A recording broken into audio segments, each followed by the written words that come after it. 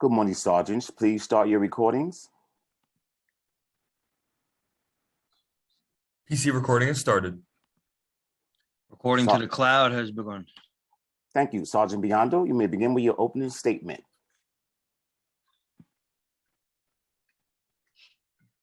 Good morning, everyone, and welcome to today's New York City Council Committee on Aging. At this time, will all panelists please turn on their video for verification purposes? To minimize any disruptions, please place all electronic devices to vibrate or silent mode. If you'd like to submit testimony, please do so via testimony@council.nyc.gov. Again, that is testimony@council.nyc.gov. Thank you for your cooperation. Chair Chin, we are ready to begin. Good morning. I'm Councilmember Margaret Chin, Chair of the Committee on Aging, and I want to welcome you to this hearing of the City Council's Committee on Aging. Today, the committee will conduct a hearing on the Community Care Plan, as well as intro number 1219, sponsored by Councilmember Danny Drum, to provide assistance to seniors with bed bugs in their homes. Allowing older adults to remain at home in their community as long as possible while having access to critical services, resources, and opportunities that will support them with their daily living activity is an essential responsibility of the city. In April 2021, Mayor Bill de Blasio announced that the city will invest $58 million in a 5-year community care plan for older New Yorkers. This plan would increase services in underserved and historically excluded communities to help older New Yorkers age in place across the 5 boroughs. The plan also includes the release of an RFP to create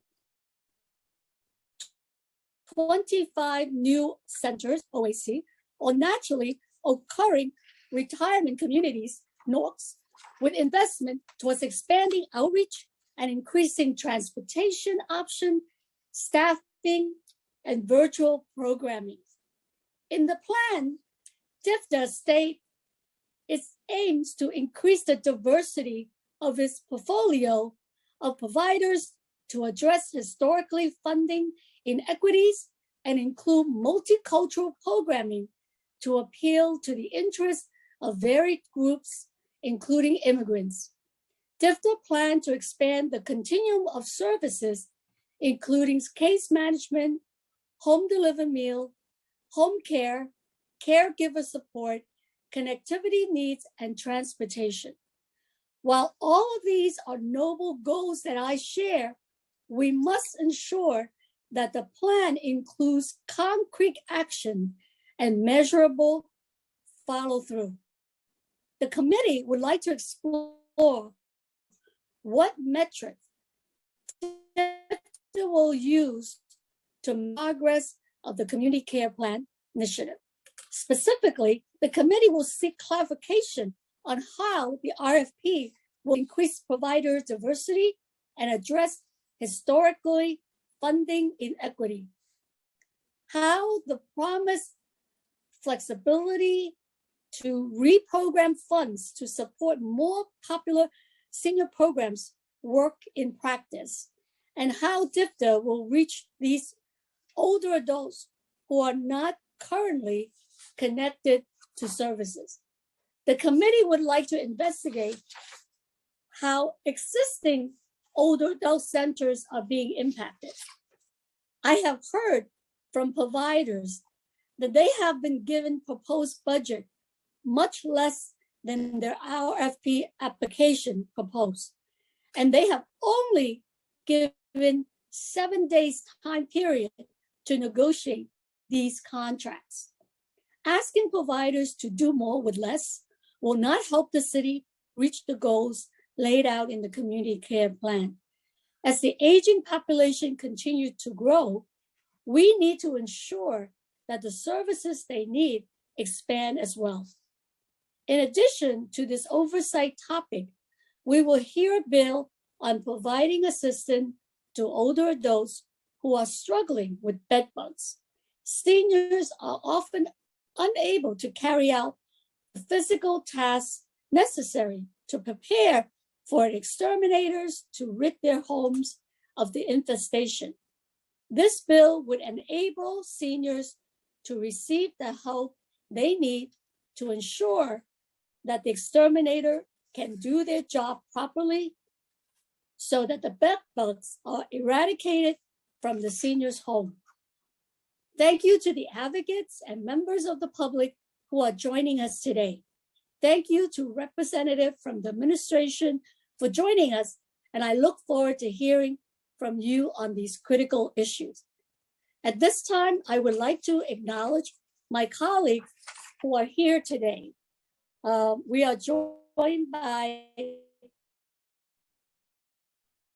Councilmember Power, Lewis, Councilmember Traeger, and Councilmember Vallone. I would like to also thank my staff, Connor Irvin, and Aging Committee staff, Crystal Bond, Aaliyah Reynolds, and Daniel Crew. I will now turn it over to my colleague, Councilmember Drum, to discuss this bill. Thank you. Councilmember Drum. Thank you very much, Chair Chin. With the city's investment in the community care plan, a greater number of older New Yorkers will be able to age in place. By creating a network of support services, we can help our family, friends, and neighbors keep their independence, self-reliance, and well-being, all while remaining in their homes. Such services run the gamut, from delivering nutritious meals to maintaining vital social connections. It is important to be aware of all the challenges that face older New Yorkers and then to deploy city resources to address those challenges. Intro 1219, which is being heard today, highlights one of the ever-vexing problems that is often compounded for older adults: bed bugs. Thoroughness is key to successful eradication, but this often entails moving furniture and heavy equipment. Without assistance, many seniors would never be able to rid their homes of stubborn infestations. I have constituents who have described how chemical treatments applied in their homes by landlords and others were effectively useless because they could not take the other necessary steps. My bill would require the city to institute a program to help senior citizens eradicate bed bug infestations, including the moving of furniture and heavy equipment if necessary. I want to thank the advocates for being here today, and I look forward to hearing your testimony.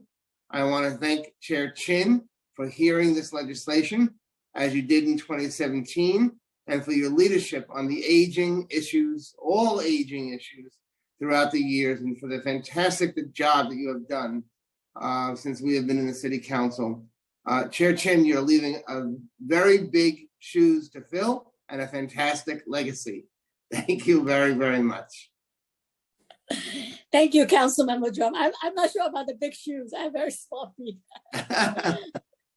I will now turn it over to our moderator, Senior Policy Analyst, Crystal Pond, to go over some procedural items.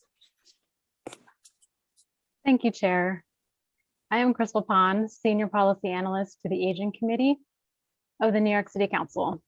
Before we begin today, I want to remind everyone that you will be on mute until you are called on to testify, at which point you will be unmuted.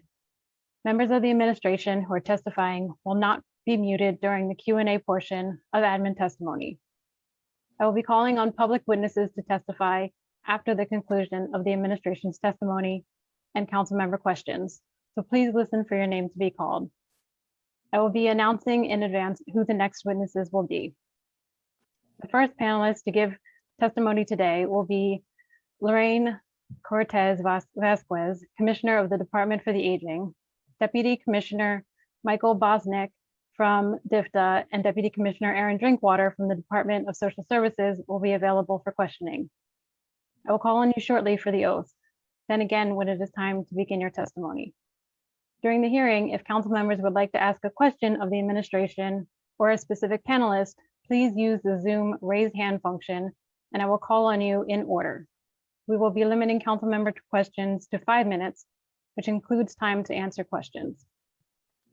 Please note, for ease of this virtual hearing, we will not be allowing a second round of questions for each panelist outside of the committee chair. All hearing participants should submit written testimony to testimony@council.nyc.gov if you have not already done so.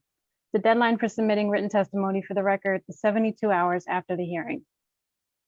Before we begin testimony, I will administer the oath. To all members of the administration who will be offering testimony or will be available for questions, please raise your right hand. I will read the oath, then call on each of you individually for a response.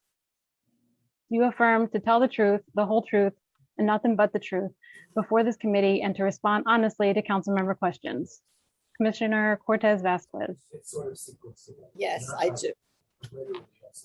Deputy Commissioner Bosnick. I do. Deputy Commissioner Drinkwater. I do. Thank you. Commissioner, you may begin your testimony. Thank you so much for that, Crystal Pond. Good morning, Chairperson Chin and members of the Aging Committee. As you know, I am Lorraine Colte Vasquez. I'm the Commissioner of the Department for the Aging, and I am very happy to have this opportunity to talk to you about the 5-year Community Care Strategic Plan. I am joined by Michael Bosnick, the Department for the Aging's Deputy Commissioner for Planning, Research, Evaluation, and Training, who will be available with me for questions and answers following my testimony. Additionally, I'm joined by Erin Drinkwater, who's the Deputy Commissioner of Intergovernmental Affairs and Legislative Actions at the New York City Department of Social Service, who can answer questions regarding Intro 1219. As Chairwoman Chin just stated so aptly, that in April 2021, the mayor released the community care plan for an age-inclusive New York City. The groundbreaking 5-year plan to guide the expansion of aging services to meet the needs of a growing and diversifying New York City older adult population. Through this plan, the city outlines our vision to support older adults to age in place. And according to AARP, we know that roughly 90% of Americans expressed in a desire to remain living at home. But to do so, many need additional supports. Community care has been shown to keep people healthy longer and to help them avoid institutional care. I know that personally as a caregiver of my 92-year-old mother. When people remain at home, they are more likely to be physically thrive for a longer period than if they are in institutional care. Their mental health also remains stronger when receiving services and support in the community rather than institutions. The community benefits also by having older adults aging in place.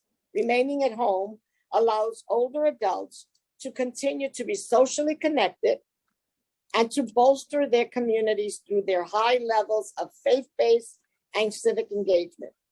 Moreover, there is a financial benefit to community care. While living in the communities, they help build older adults spend their money locally. They have invested in these communities all their lives, and they will continue to do so. They will remain in their communities, and the community should reinvest in them.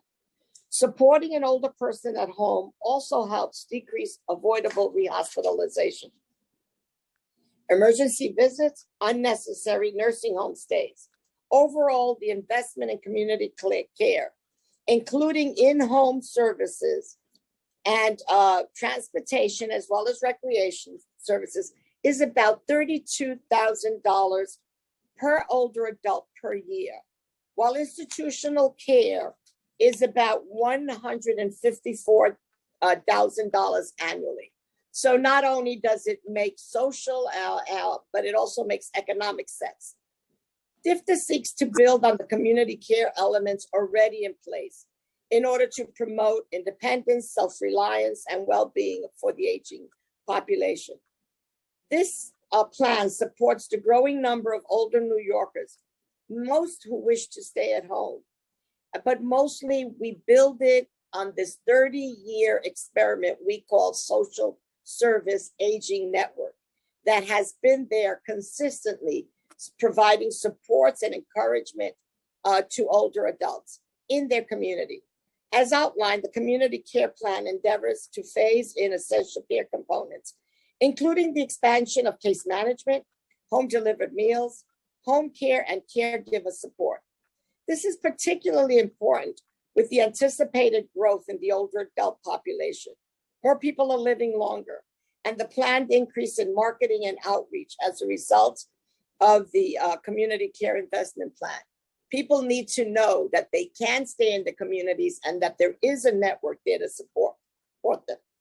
That is why the future plans of the year call for increased home care, average weekly hours per client, which is one of the biggest demands that we have seen, as well as additional caregiver supports, which I value greatly, and funding to assist them as they support older adults aging in place.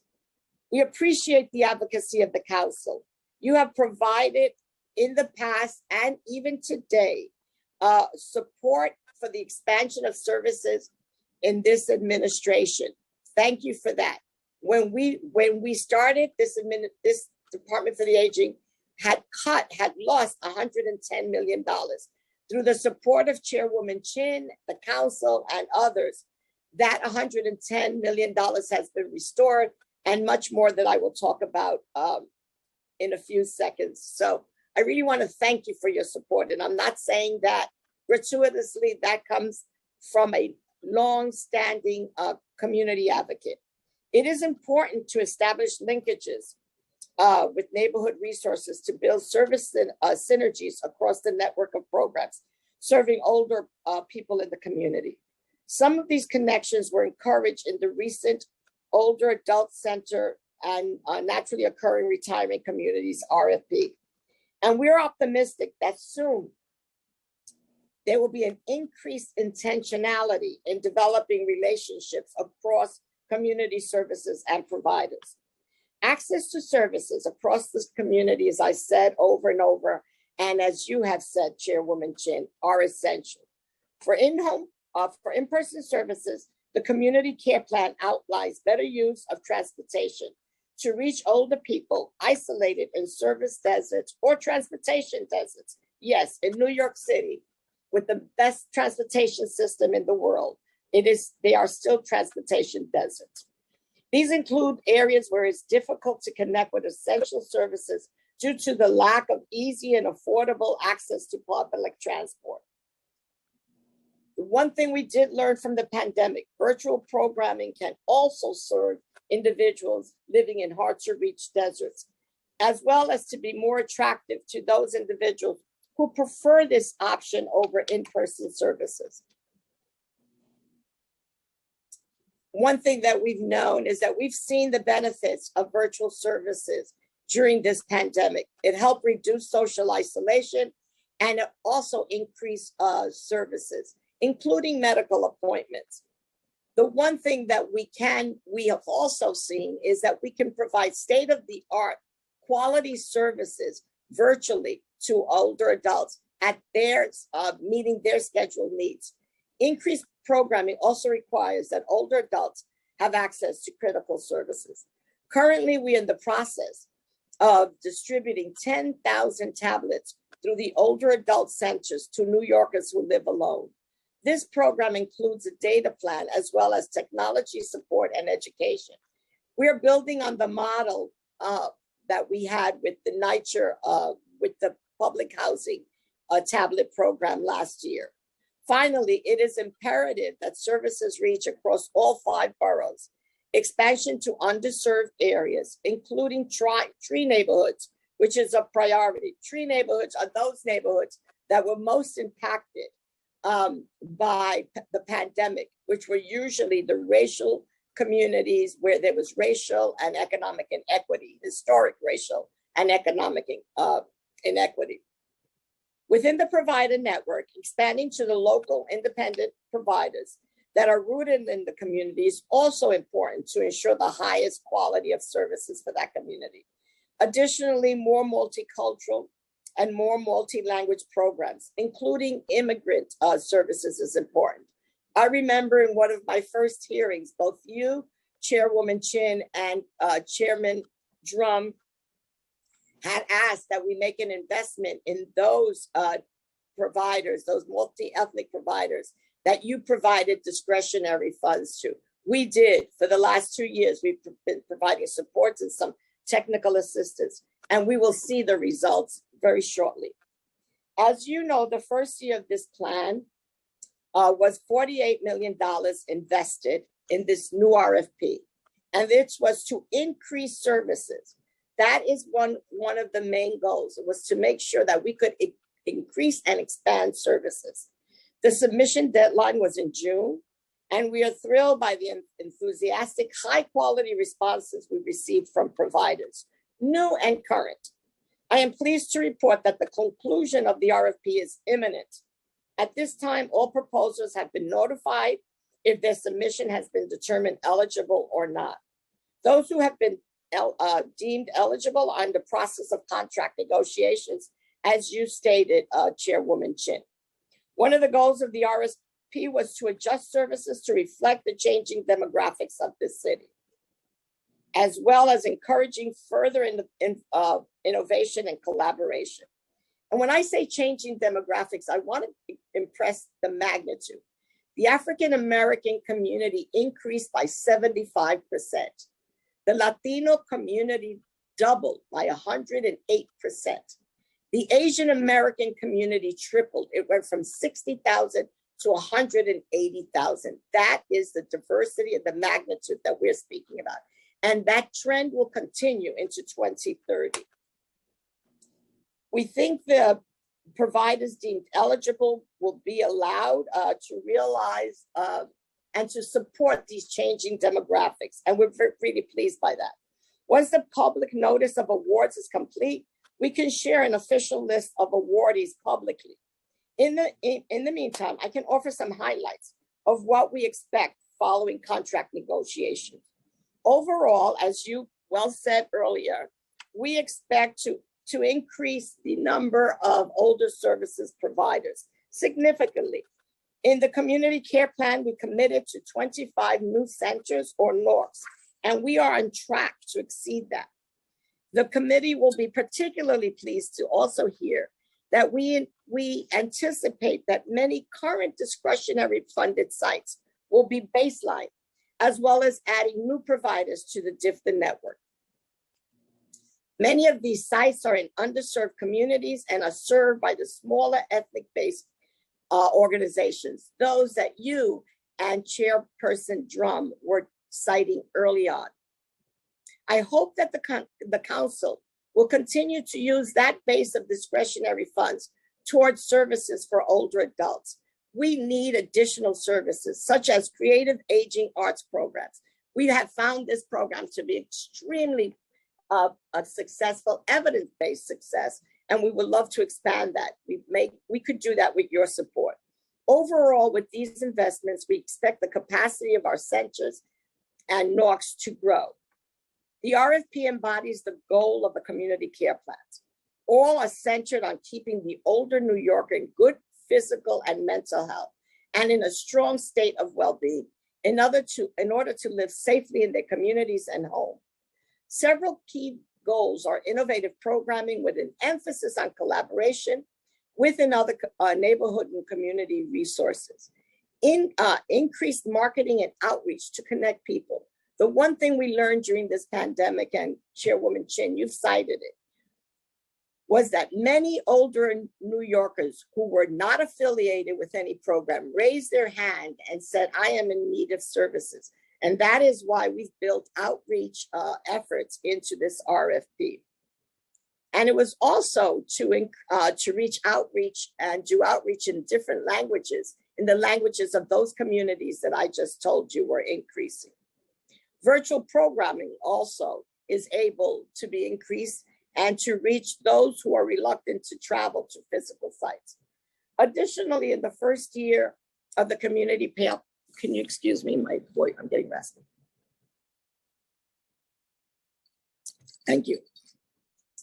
Additionally, the first year of the community care plan saw the fulfillment of the model budget, which was previously made through the commitment of city funds, much with the advocacy of the council, to begin to right-size center contracts and eliminate inequities across the system. The final $10 million infusion of funds, which was strongly advocated by our chairwoman, was infused into this model budget and was included in the F22 budget, the FY22 bill. But I also want to state, to build out the first year of the community's care plan, we also were very mindful, as I said before, it was the mental health and the state of well-being of older adults, that we have also increased mental health services. When we started, there were 25 mental health services. In the last 2 years, it has grown to 44. And now we, because of some additional funding from both the city as well as the state, we are able to increase that to 88 centers using the hub and spoke, with the goal that every older adult club will have access to mental health services.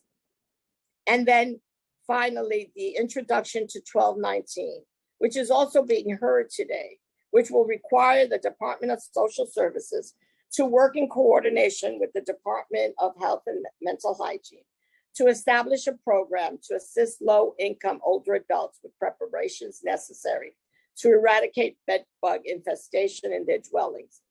DSS would also be required to work with the Department for the Aging to encourage outreach to eligible older adults regarding the availability of the program. Relevant agencies look forward to further discussions with the sponsor.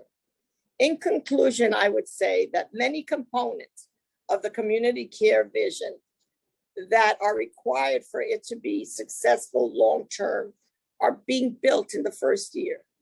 We've accomplished a foundation, a strong foundation in the first year, and this would not have been possible without the council's advocacy, support, and dear commitment to older New Yorkers. Strategic investments must be made going forward to continue to support this targeted expansion of services. I thank you for the opportunity to speak to you about a community care plan. The community care plan in all its components, older adult center, expansion of services, dealing with transportation services, outreach. Together, we are transforming the older adult service network, because our goal is to ensure that everyone who wants to be in their home can age in place with dignity and the proper supports. Thank you very much. Thank you, Commissioner. I will now turn it over to questions. From Chair Chin. Panelists from the administration, please stay unmuted if possible during this question and answer period. Thank you. Chair Chin, please begin. Thank you. Thank you, Commissioner, and thank you for your partnership throughout all these years. We have made big progress with our partnership, and I'm really proud of that. We also been joined by Councilmember Ayala and Councilmember Diaz. I would like to turn over to Councilmember Drum to ask some question about Intro 1219. Councilmember Drum, do you want to do that first?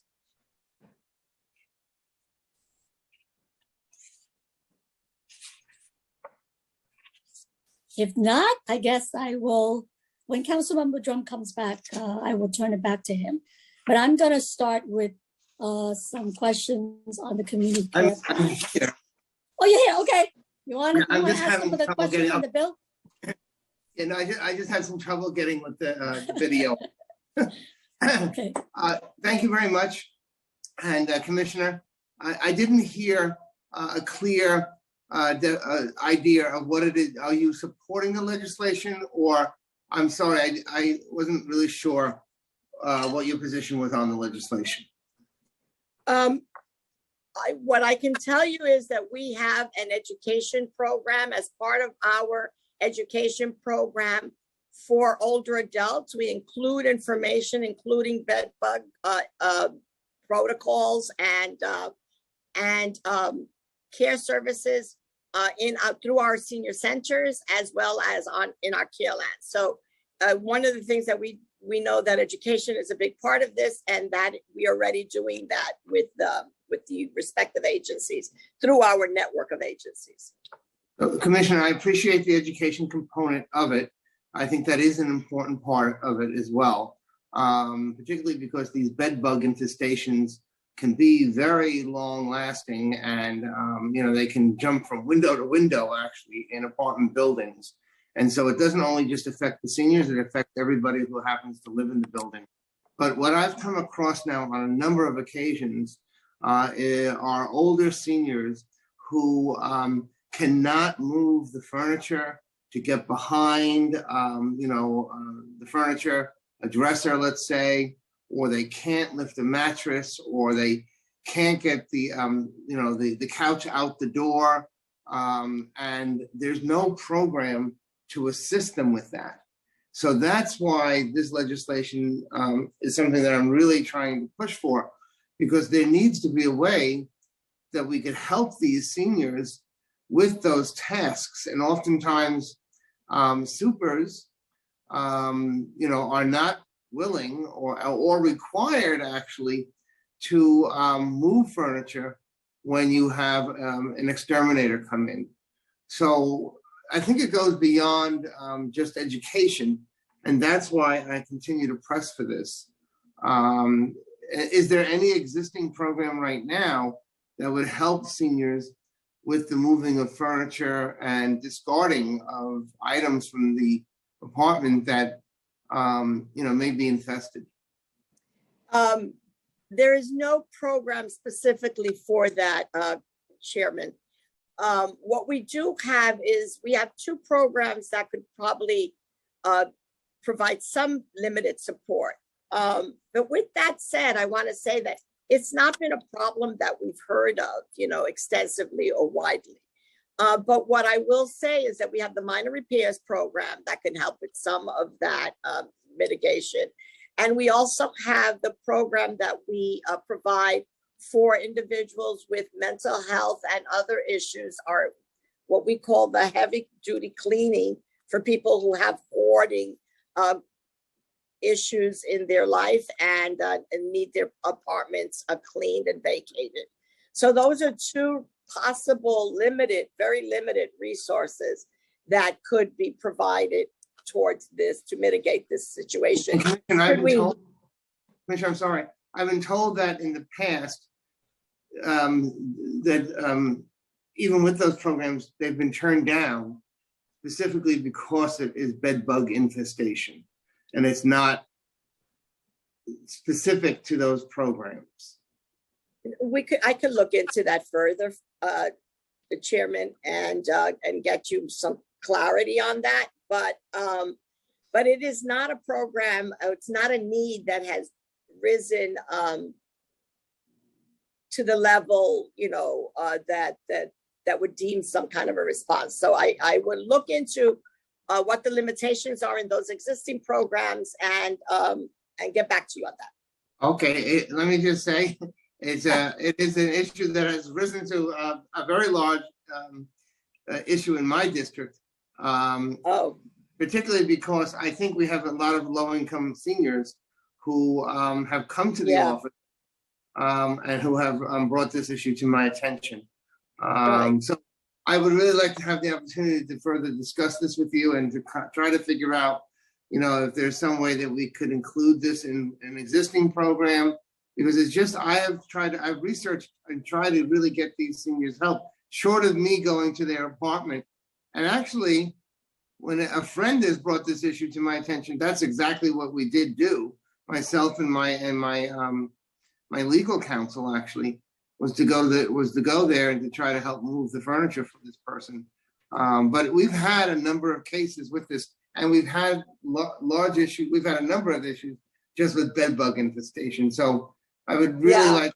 I totally respect that. And Deputy Commissioner Erin Drinkwater is here to answer any other questions on the actual bill and its implementation or the movement. But I give you my word that we will look into those two mitigation programs that we have and see how and if they can be extended. All right. Yes, thank you. And Deputy Commissioner Drinkwater, first of all, congratulations. I didn't realize that you were a deputy commissioner now, but our friendship goes back many years, as is my friendship with Commissioner Vasquez as well. But has your agency taken any position on the legislation as well? So I think, Councilmember, nice to see you. I hope all is well. In regards to the legislation, we have taken a look at it, similar to what the commissioner has indicated. I think we look forward to learning a bit more from what your experience is with the constituents that you've been working with on this issue. In respect to just building off of what the commissioner said in terms of not hearing this as an issue, this is not something that our agency is hearing. We do have limited information for a slightly different client population. So the HRA Adult Protective Services client population provides services for adult New Yorkers with physical or mental impairments. This state mandated program has a variety of services for those individuals who are eligible. And one of the things can be extermination for bed bugs. So again, this is a slightly different universe, but in 2019, there was 177 bed bug exterminations among that client population. So we're certainly interested in understanding a bit more about those constituents that you're hearing that this is a problem for, and then working, with DFTA to build off of their programs around education and that sort of thing to be able to work to come to a solution to address the problem. Okay, thank you. And just even with the repair program, the home repair program, I've been told that it's not eligible for that. We'd like to look. And also, yes, they are eligible for the extermination. But the problem is that when the exterminator comes, the exterminator can't get to certain sites, because when you do bed bug extermination, you have to do everything or they will survive. I mean, one bite from a bed bug lasts a bed bug a year. They don't have to eat anymore for a whole year. So that's why I'm really pushing on this. But I look forward to having further discussion with you. Thanks so much. Thank you. Thank you, Chair Drum. Commissioner, does DFTA have any estimate of how many senior cases of bed bugs infestation? Does DFTA collect that data?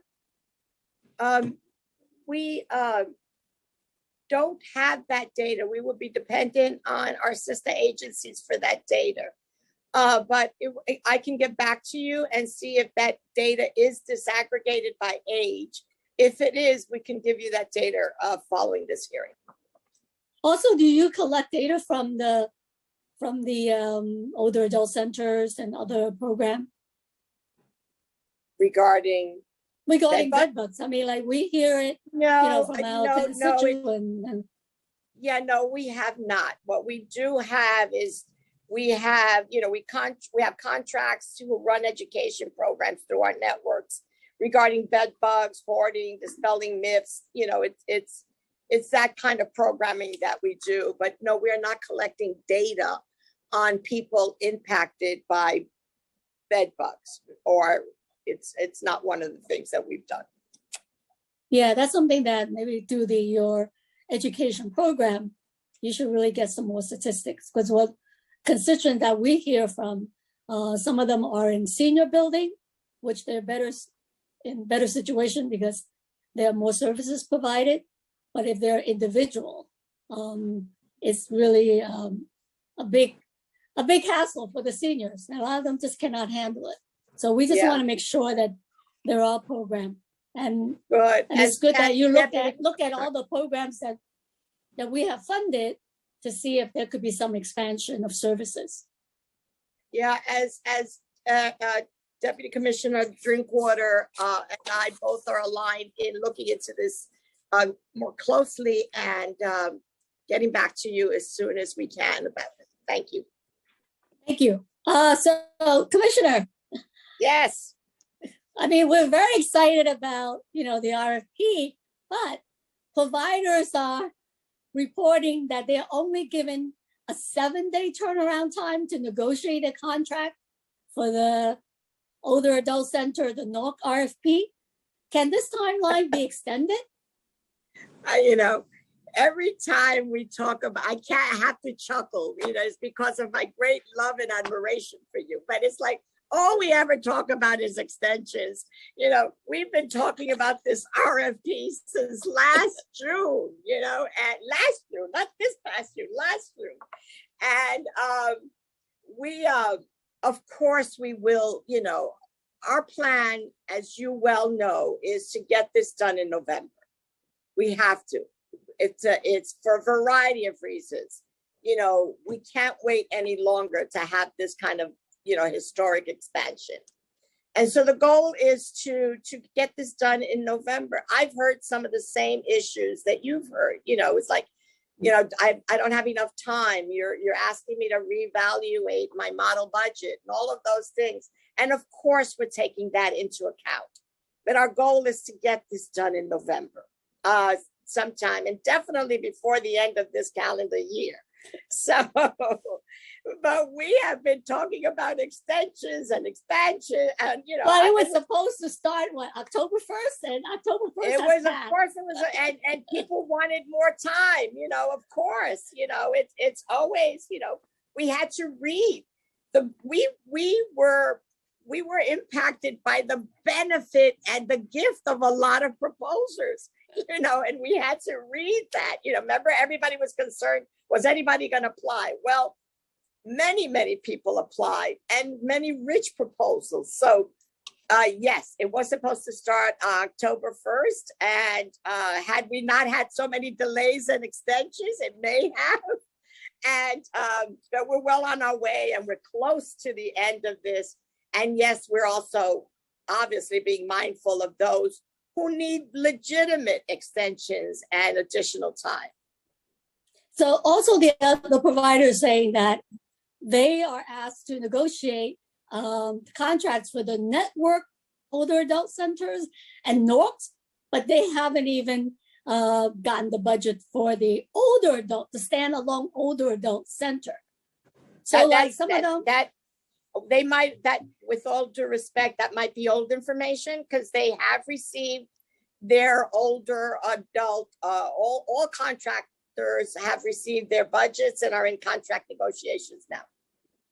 All right. And I think that happened late last week. Okay, because, all right. Yeah. I'll give that to you because sure. Because we met with the provider, I think in the middle of last week. Yeah. Maybe right after we met, then you gave them the contract. Nah, we didn't even, we were on schedule. We needed to get some of the more, we needed to get, the NORCs out, the number was smaller, the networks, the number was smaller. We wanted to finish those so that we can spend the bulk of our concentration and effort and dedication to those standalone senior centers. Well, I guess the issue was that some of the providers, they have all of them, they have the standalone and they have the network. So without the standalone let's be clear.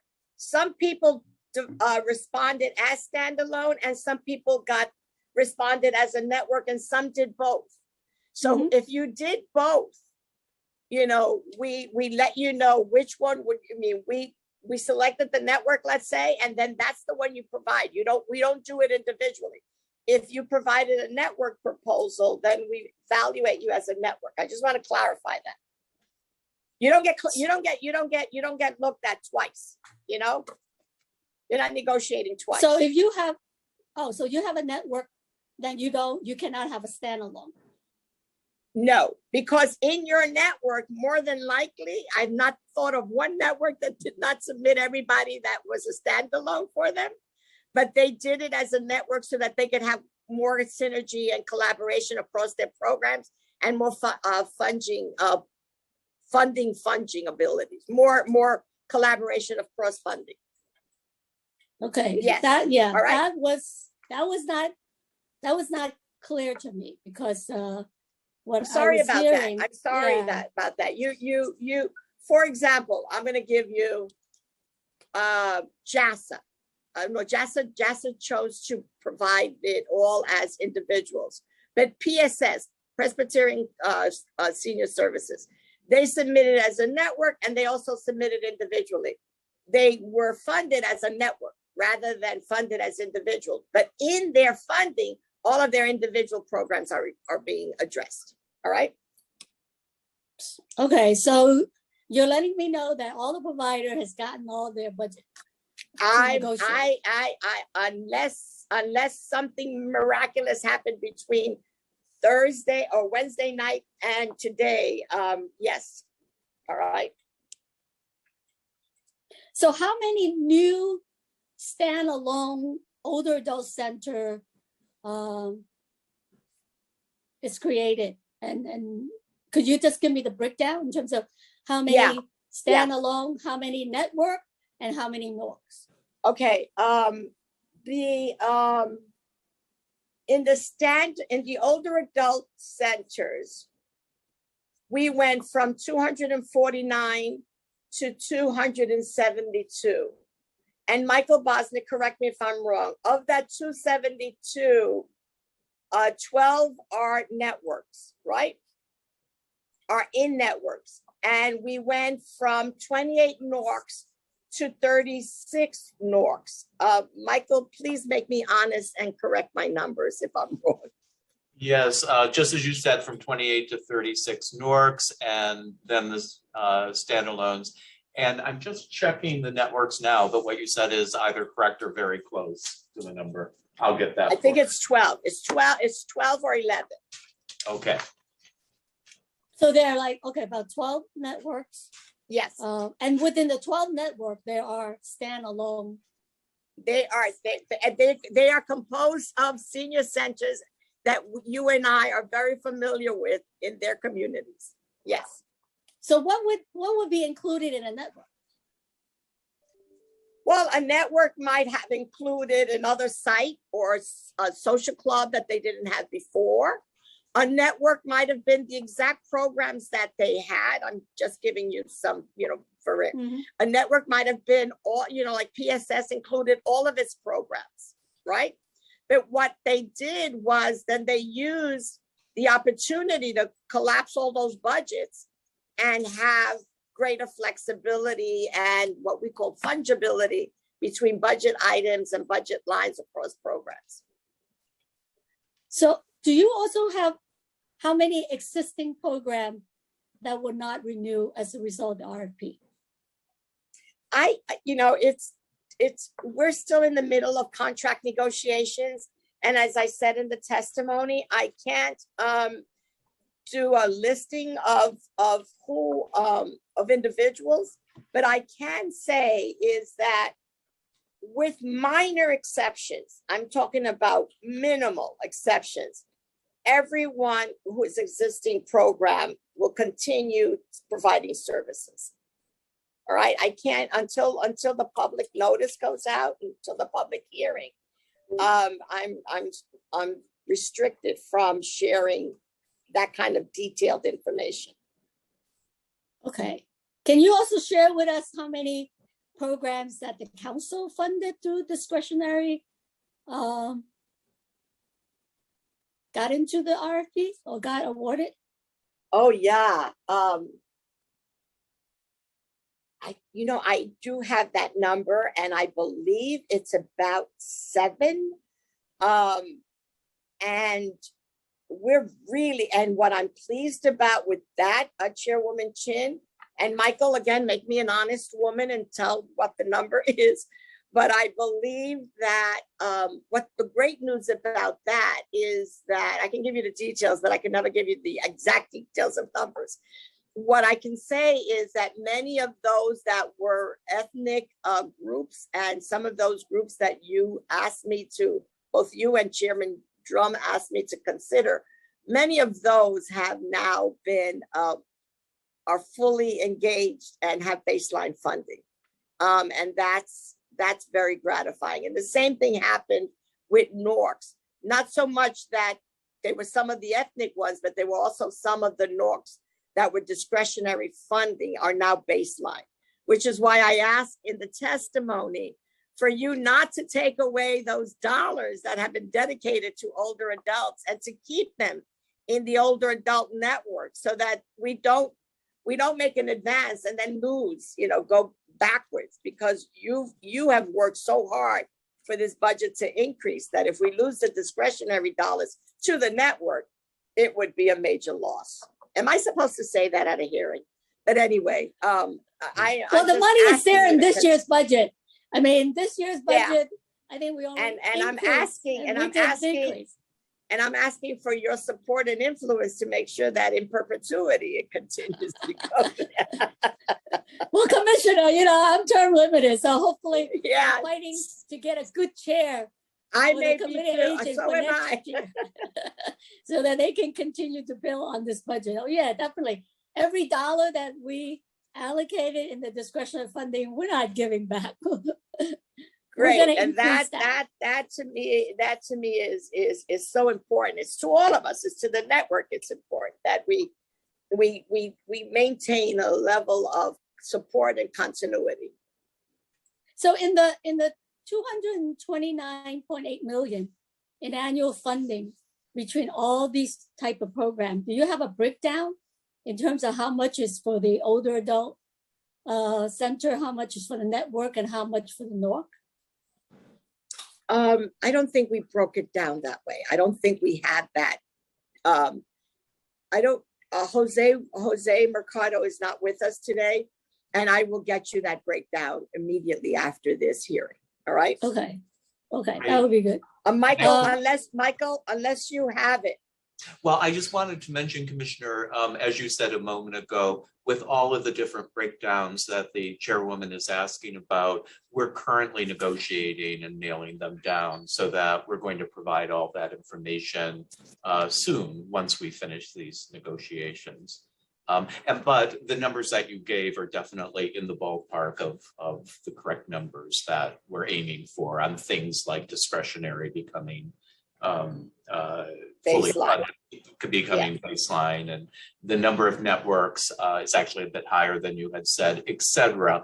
But once again, we've been asked not to share specific numbers until we finish the negotiation process. Okay. So when will you be able to share the official number? November 1st? October 31st? Somewhere around there. I'm not in no disrespect meant at all, but we are in the middle of negotiating and trying to get to get you the information that you want as soon as we can go public with it. Okay. Now, how does the community care plan interact with the privately run network of social adult daycare that has grown substantially in the past decade? It's interesting that you asked that question, because one of the things that we did encourage, and we saw some of it, was to help to make sure that there was no prohibition or barriers if a center wanted to include more social adult daycare services in the proposal and in their current proposals. And to the extent that we can provide quality community care plan is to the extent, that we either lower the number of social adult daycare centers, or this is vision, looking in the future to see how we can tap into some of those dollars to support more community care. And that's what I can say. Michael, is there anything you want to add to that? No, I actually think that covers it well. It will be interesting when we have all the results in from the negotiations, because we'll be able to see how all these different pieces have fit together precisely and be able to have a profile we can share with the council and publicly. Yeah. And Councilwoman Chin, I'm sorry. Yeah, I think part of that is that it would be interesting to hear, like, how many of the provider that submitted network RFP included a social adult care component. Mhm. Yeah, yeah, in there. that would be. And then the other thing is I know I'm only supposed to answer questions that you ask, but on a related topic to social adult daycare centers, the Ombudsman program has been very, very active even during the pandemic. And so we're looking forward to giving you that data. Good, yeah, we wanted to really hear how many of them were open and what they did during the pandemic, because we know a lot of them shut down and abandoned all the seniors. And that's why, DFDA's providers have to pick them up or help them, connect them to the Get Food programs and connect them to services. And we don't even know how many of them has reopened, or are they following the, the city's guideline in terms of COVID. And so it'll be good to hear the report back. Yes. Now, DFDA provides an example in the community care plan of offering joint programming between a nearby older adult center and Newark, so that the older adult members and Newark resident can both benefit. How will this pooling of resources between program work in practice? And what's the budget impact on the providers? So it's interesting because that, without giving you details of who and where, we did see some closer collaboration in a community between a Newark and an older adult center, to the point that we thought, let's create a funding synergy between them, particularly if it was a single sponsor.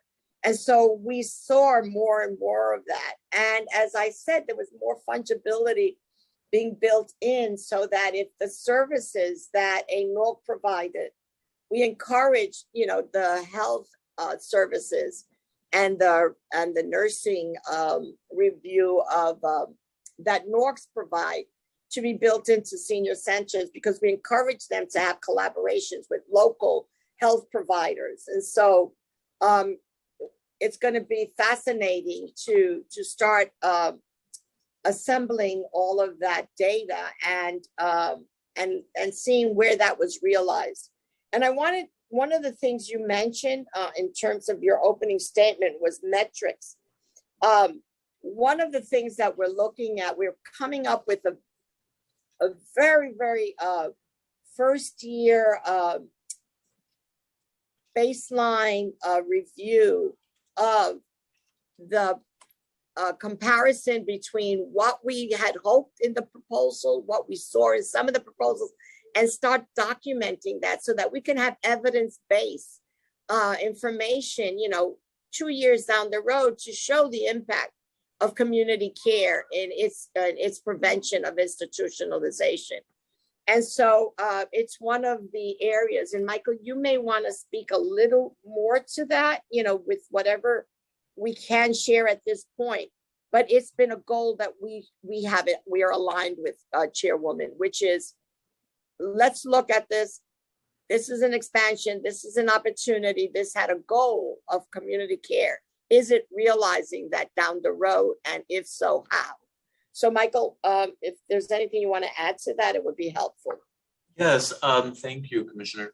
Just a couple of things very briefly. One is that, as you said up front, and what I alluded to a moment ago as well, we do want to profile what has come out of this RFP. How are these collaborations set up and innovations?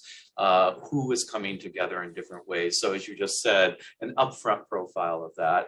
And then we're also building into our annual program assessments, how have the sites done related to collab? When you ask about metrics, Chairwoman, How have they done with collaborations, with innovations, with marketing and outreach, virtual programming, and reaching people in transportation and service deserts? We're especially focused on those areas. We are developing metrics in those areas tied to the annual program assessment system, so they become just a natural part of the way we look at those centers and measure how they're doing. So that will come over the next year. So an upfront profile of what's come in, and then to see how that plays out over the first year in calendar 22. And hopefully, Okay. Michael, and will we have that up, what's the timing of that upfront profile?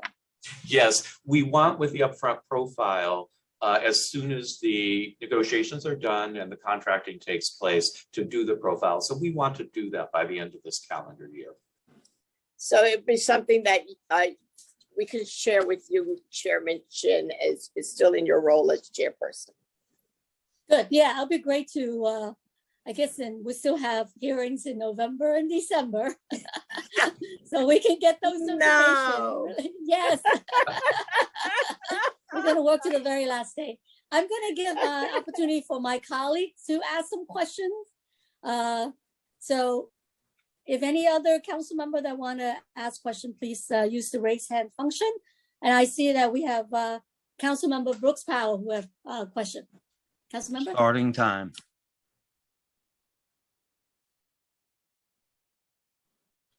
Thank you so much, Chair Chin, for the opportunity. Thank you also to the agency representatives for testimony and being on today's oversight hearing. I just had a few questions. One, in Queens Community Board 13, the demand for DFTA-funded older adult centers is projected to surpass current capacity by over 75% by 2030. Queens Community Board 14 is expected to experience more moderate growth. How is DFTA prioritizing areas of the city where older populations are expected to grow significantly in the community care plan? Has DFTA begun identifying sites for new senior centers or naturally occurring retirement communities? Also interested in knowing, the senior centers and providers in my district had reported concerns about the OAC NORC RFP earlier this year, which in past oversight hearings I've mentioned also.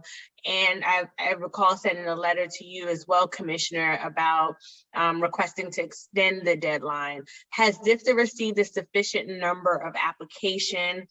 Does DFTA feel confident that the providers will have, that providers have enough time to initiate the contracts and deliver services? I'm particularly interested in the response to those questions. I do have a follow-up on the on another program with DFTA, but I want to take a moment to answer those few questions. So first of all, thank you and welcome, our council member. Welcome to the committee. It's important to know that when we set out the community care plan, we did precisely what you are asking for. We looked at each community district, we looked at its growth, and we looked at what we considered service deserts. And we started identifying which are the best ways to do that. And it was either establishing, looking at where services were now and how could we expand those services, and how could you mitigate some of those gaps either with transportation or other services. So we did exactly that. We started planning based on growth, current, but based on projected growth as to where those service gaps were. And that's how we identify where new programs should go, with a particular attention to what we called were historically underfunded communities, and looking at those precisely to make sure that the ethnic and cultural diversities were being addressed.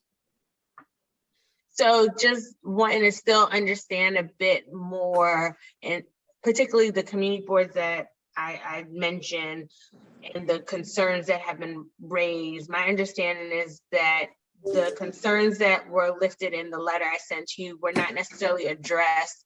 You know, we were in the midst of a pandemic, and the facilities were expected to respond to this RFP.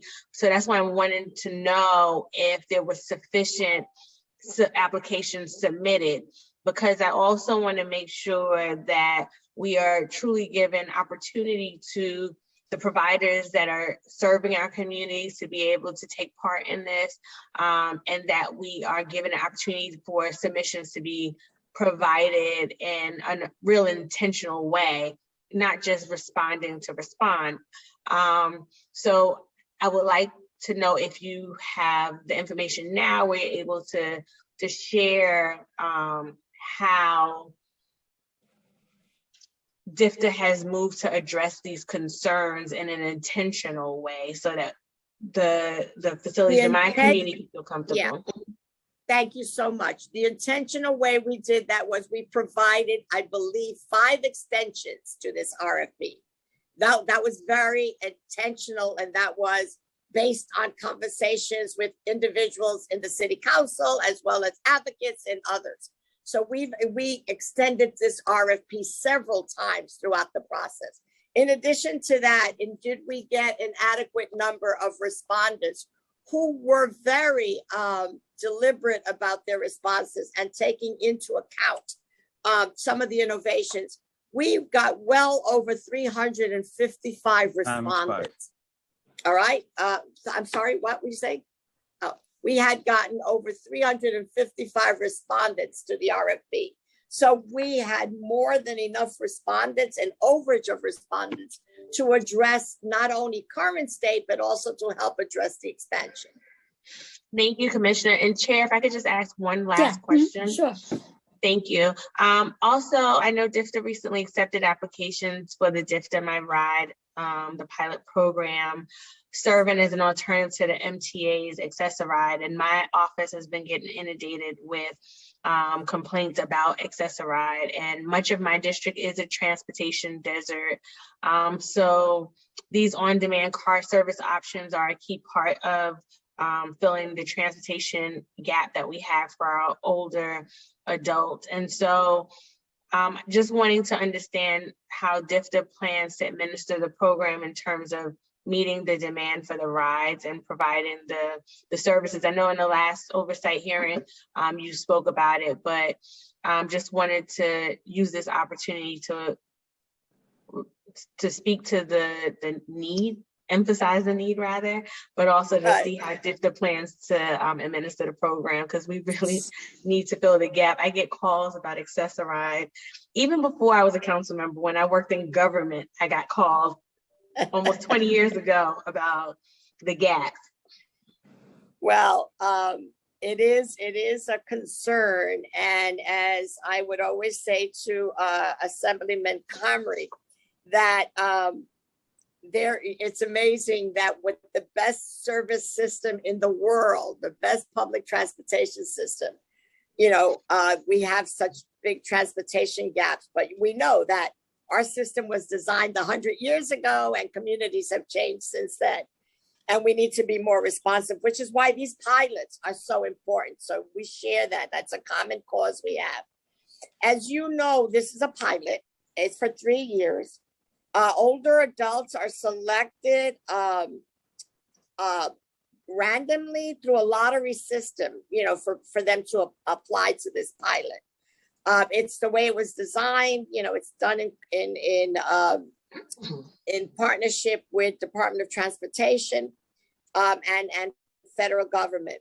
And we had 14 targeted communities. Of those 14, 5 of them are in Queens. That goes to show you that we understand where the transportation deserts are.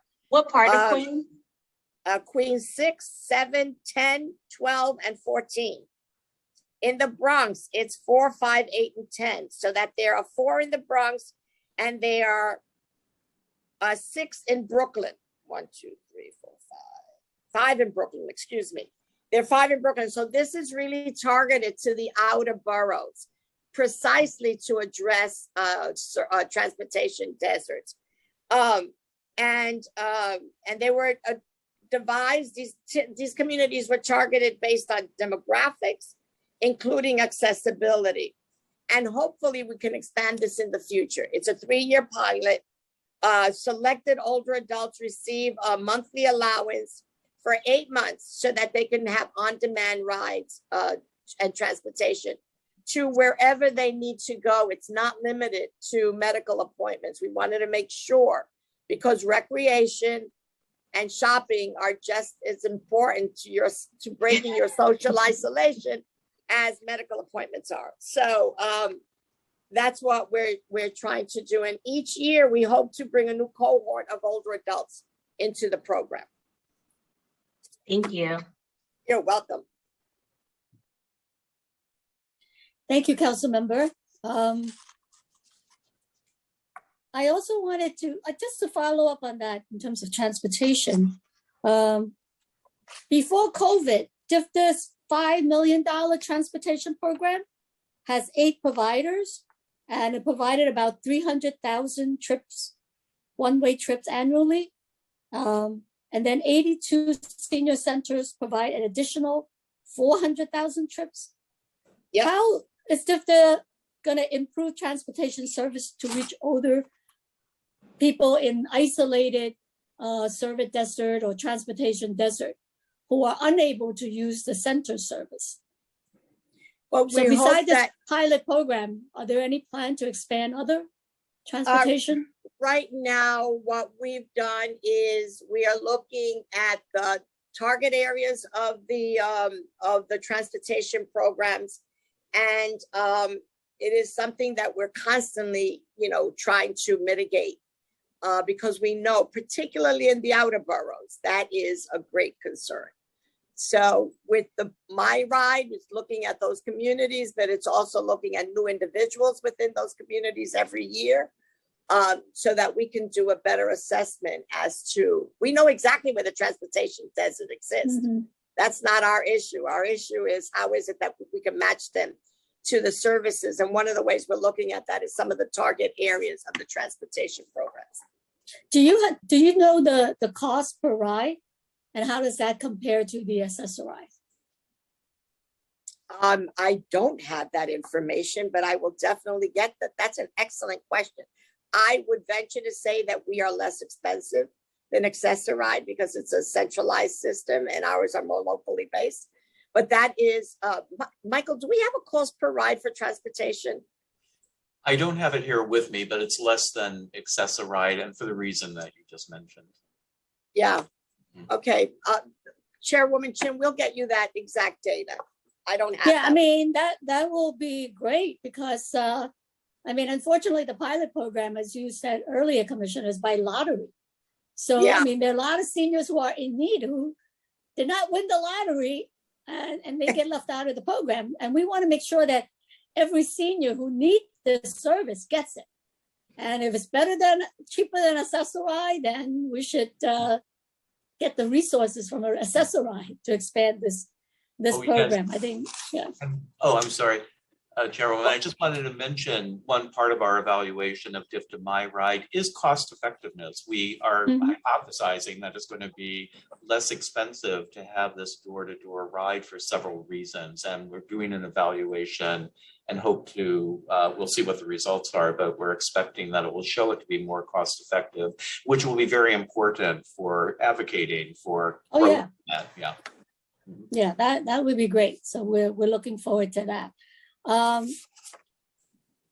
Now, Commissioner, in your testimony, you did talk about the task force on racial inclusion and equity, or the TREE, and identify a range of neighborhoods that needs additional support in light of the COVID-19 pandemic.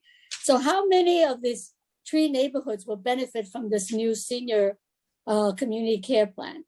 And what will be the percent increase in services across these neighborhoods?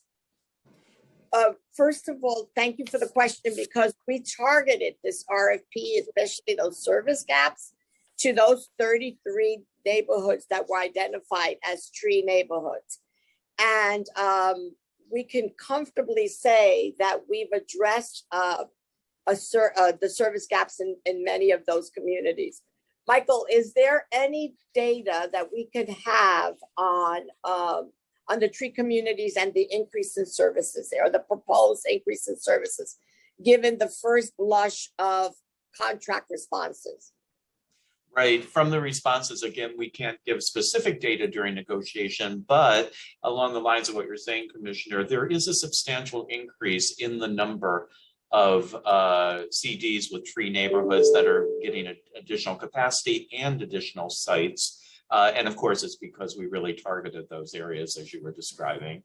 And then also, overall, the percentage of total sites, if our negotiations hold out as expected, we'll have a majority of our services in tree CDs with tree neighborhoods through this RFP. And we'll be providing that data as part of our profile once the negotiations are done. So that, I mean, those were all some of the basic goals that we were going for. And fortunately, given the response, we were able to realize a lot of those.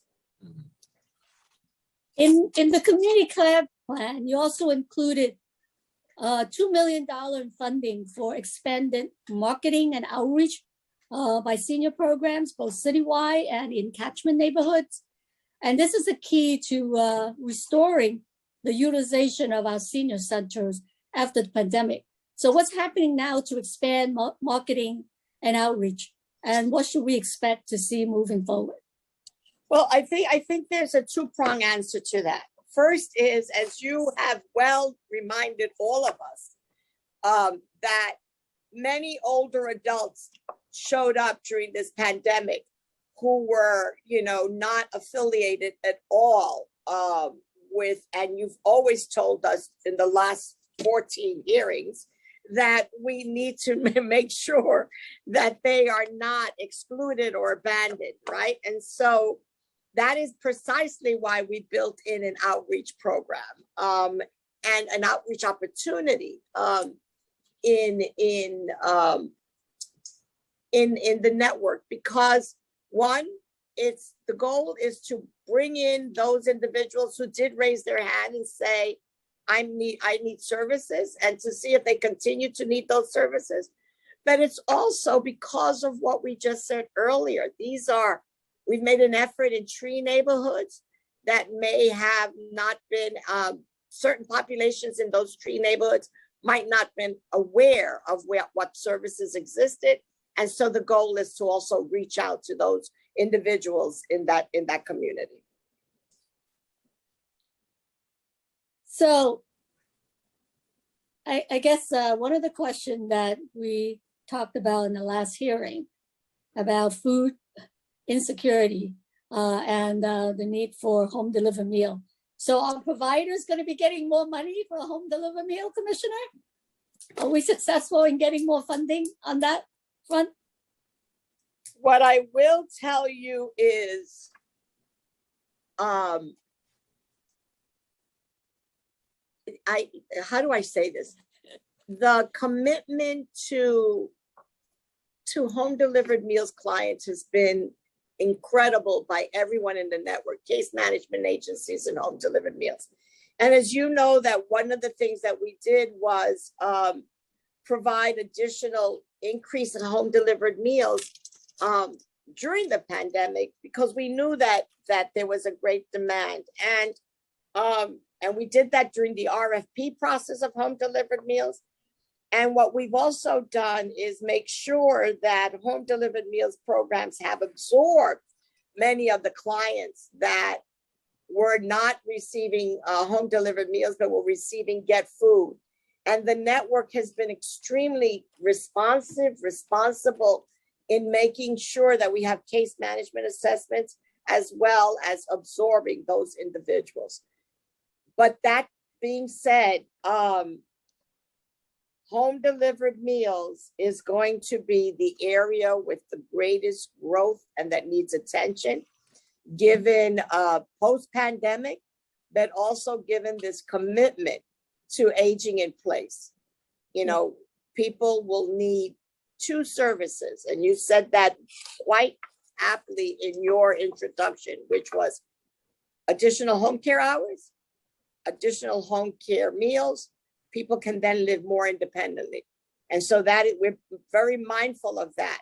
And so the first 3 years of the plan recognizes that and addresses some of that, but the growth is something that we all, as public servants, need to, and as public service committed to community, to aging in place, have to keep an eye towards that.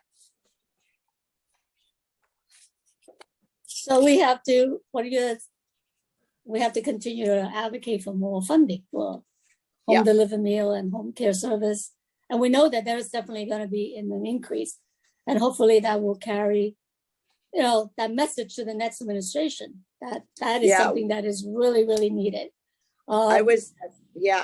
Chairwoman Chin, and this was a line that, I was interviewed and someone was asking, like, how many NORCs do we anticipate in New York City in the future? And what I said to them was, given the population growth and that this will be 1 in 5 New Yorkers will be over the age of 60, there will not be one neighborhood that doesn't qualify to be a NORC. So there will be many, many NORC neighborhoods throughout the city of New York. And we need to be mindful of that moving forward. Yeah, and I hope that, my colleagues who are on the committee, who will be here in the next term, will continue to advocate for that. And as you said earlier, we want to make sure that the discretionary funding stay in place and increase, because we have shown by example that the Center for Immigrant Population and the NORC that we have created in the council, some of them has been baseline. They were successful in the RFP, but we can continue to build more new centers and new NORCs with discretionary funding, just to get them started and then get them into the DIFTA portfolio. And I think And that's just something remember, every neighborhood will be a NORC neighborhood in the future. so every council member will be advocating for their district. So on the budget question, now the RFP was for 25 new older adult centers on NORC, but more programs seem to be receiving awards. So has DIFTA increased total contract funding since more NORC and older adult centers now appear to be included? Yes, we increased the contract level by 48 million. And so we made a commitment to 25 new. We think we were well on the way of exceeding that number.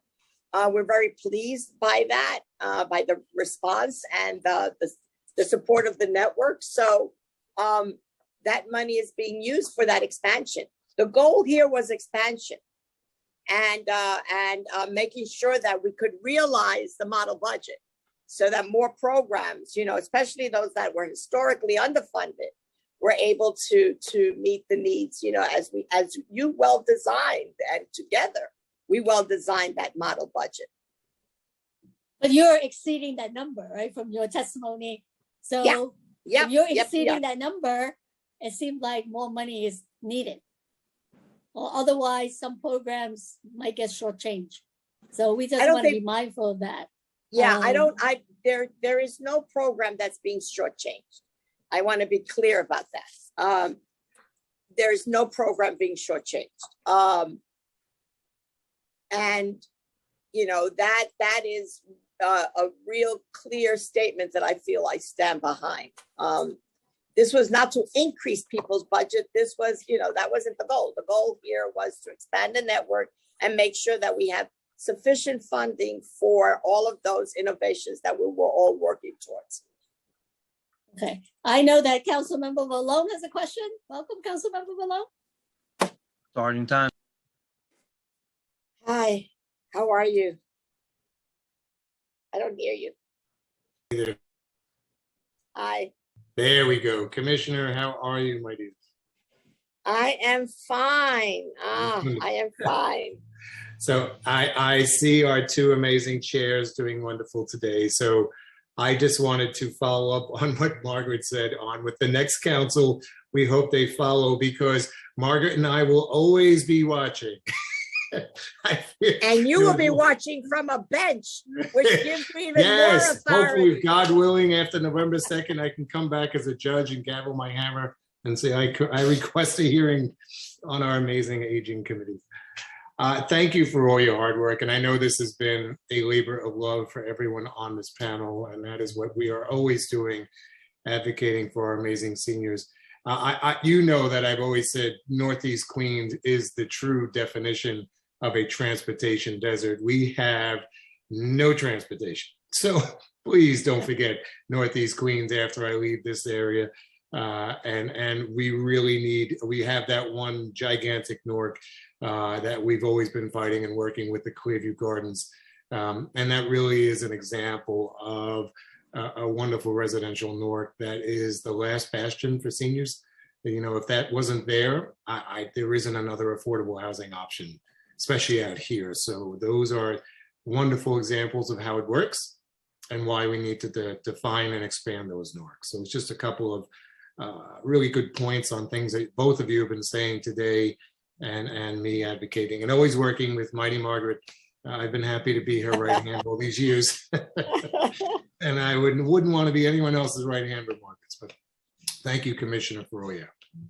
Thank you. And we couldn't have a better right-hand man than you, Councilmember Malone. I'm going to tell my brother that. Yeah. Thank you, Councilmember Malone. Thank you. You're a great partner in Yes, advocating you are. for our seniors. So along with the budget question, now, how will the recent enhancement in the model budgeting, you know, the extra 10 million and then money for kitchen staff and congregate meal further support the community care plan investment of 179.2 million over 4 years? Is DFTA following the same criteria across the board? For example, funding recreation education units in a standardized way, and also staff salary in the RFP look kind of low. Was this meant to address the $20 million model budget? Are there minimum salaries for the older adult center and NORC staff title, like directors, program management, program manager, case manager? Can you share those with us? There are some staff salaries that we have carefully monitored to make sure they don't fall in the administrative categories that you're talking about. But in some of the other service areas, we've been carefully monitoring that to make sure. And in terms of, I want to just respond to that. The model budget was the basis by which we used to analyze what was submitted between what should be required. And the one thing that I can say comfortably without, until we get the public notice, we really narrowed the gap. There were some programs that had been historically not overfunded. No one's ever overfunded, but historically funded at a very rich level or a richer level than others. And what we've done is really worked hard to narrow that gap and lift some of those that were historically underfunded to levels of that really reflected the model budget. And so when we look at the profile before the end of December, we will be able to show you exactly what that trajectory was, where we've narrowed that gap and where people have moved up in terms of their funding level. And we will all be really proud of the work that was done in that area. But we've had a funding gap historically for the last 30 years in this agency, and so we've been working hard to bring some equity funding into this network. Okay, I will follow up with these questions, but I saw that Councilmember Dinowitz has a question, so I'm going to call Councilmember Dinowitz. Starting time. Good afternoon. First, thank you for all the work you do for our older adults. I just wanted to quickly ask about the transportation services. You said that those are being expanded to include more. I just was wondering what factors went into the decision of by how much they would be expanded and where they would be expanded. If you could talk a little more about that. Well, I'll talk to you in broad terms about, one of the things that we did was when we did DFTA My Ride, we looked at Bronx 8 and 10 and 4 and 5, because we knew that those were a service deserts, transportation deserts. And so, we particularly targeted those. In terms of what we're talking about expanding them, was to might expand the community area that a particular transportation program was serving. Michael, is there anything you want to add to some of the dimensions of the transportation program that were included in the RFP and in our considerations? Right. With the allocation that came from the community care plan, one of the elements was in fact transportation. And we're going to be dealing with that in a couple of ways. The RFP itself was the key way in which we dealt with it, in which we asked proposers to take the service desert data and the transportation desert data that we presented to them so that it would help them along in their analysis and say, look at this data and you use as well your own knowledge of your community as to where these deserts are. And then when you're proposing for the older adult center and for the older adult center, build in money to reach people in those deserts. And of course, we don't have unlimited funds, but the community care plan did allow for the $48 million investment. Plus, as the chairwoman said, we added in the additional 10 million from the senior center model budget. So there was a large amount of money, and some of that has been meant for transportation. And we do know from getting the proposals in that many proposers did exactly what we asked them to do, to really zero in on where the deserts are, how to reach people in those deserts, how transportation supports can fit into that, and budget for it. So during negotiations, we'll be nailing that down and then profiling that by the end of this year as part of our profile of how everything is played out, including on transportation through the RFP.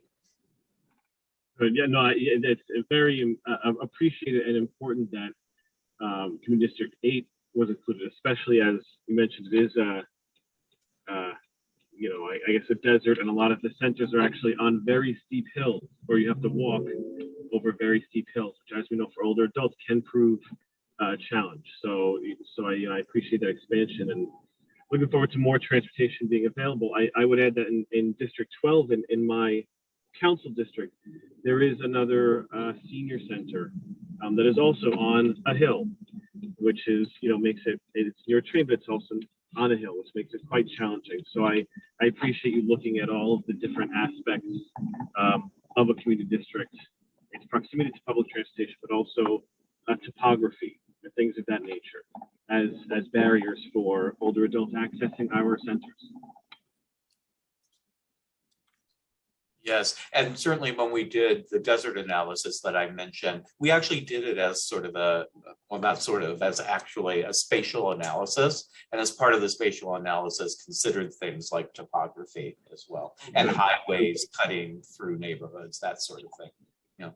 Very good. I appreciate that holistic approach. It's not one that I think everyone takes every time. So I do appreciate you taking that approach and understanding that there's more than just, bird's eye view distance from a bus stop. So thank you for including that. Yeah, thank you for that. Thank you for that acknowledgement, because from an older adult perspective, topography is just as important as distance. Yes. It could be something as simple as a crack in the sidewalk, right? A hill. Yeah. But that's important. So it's good to know that people who understand and value those differences in the different community districts are in charge and making these decisions. So thank you. Thank you. Time expired. Thank you, Councilmember. Thank you, Chair. Commissioner, following on the budget question, Senior Center received the model budgeting, but the Norks did not. So it's different working to make sure that, because now Norks and Older Adult Center are in the same contract universe. So is DFTA going to address the salary disparity between Senior Center staff and Nork staff? Are they standardized now?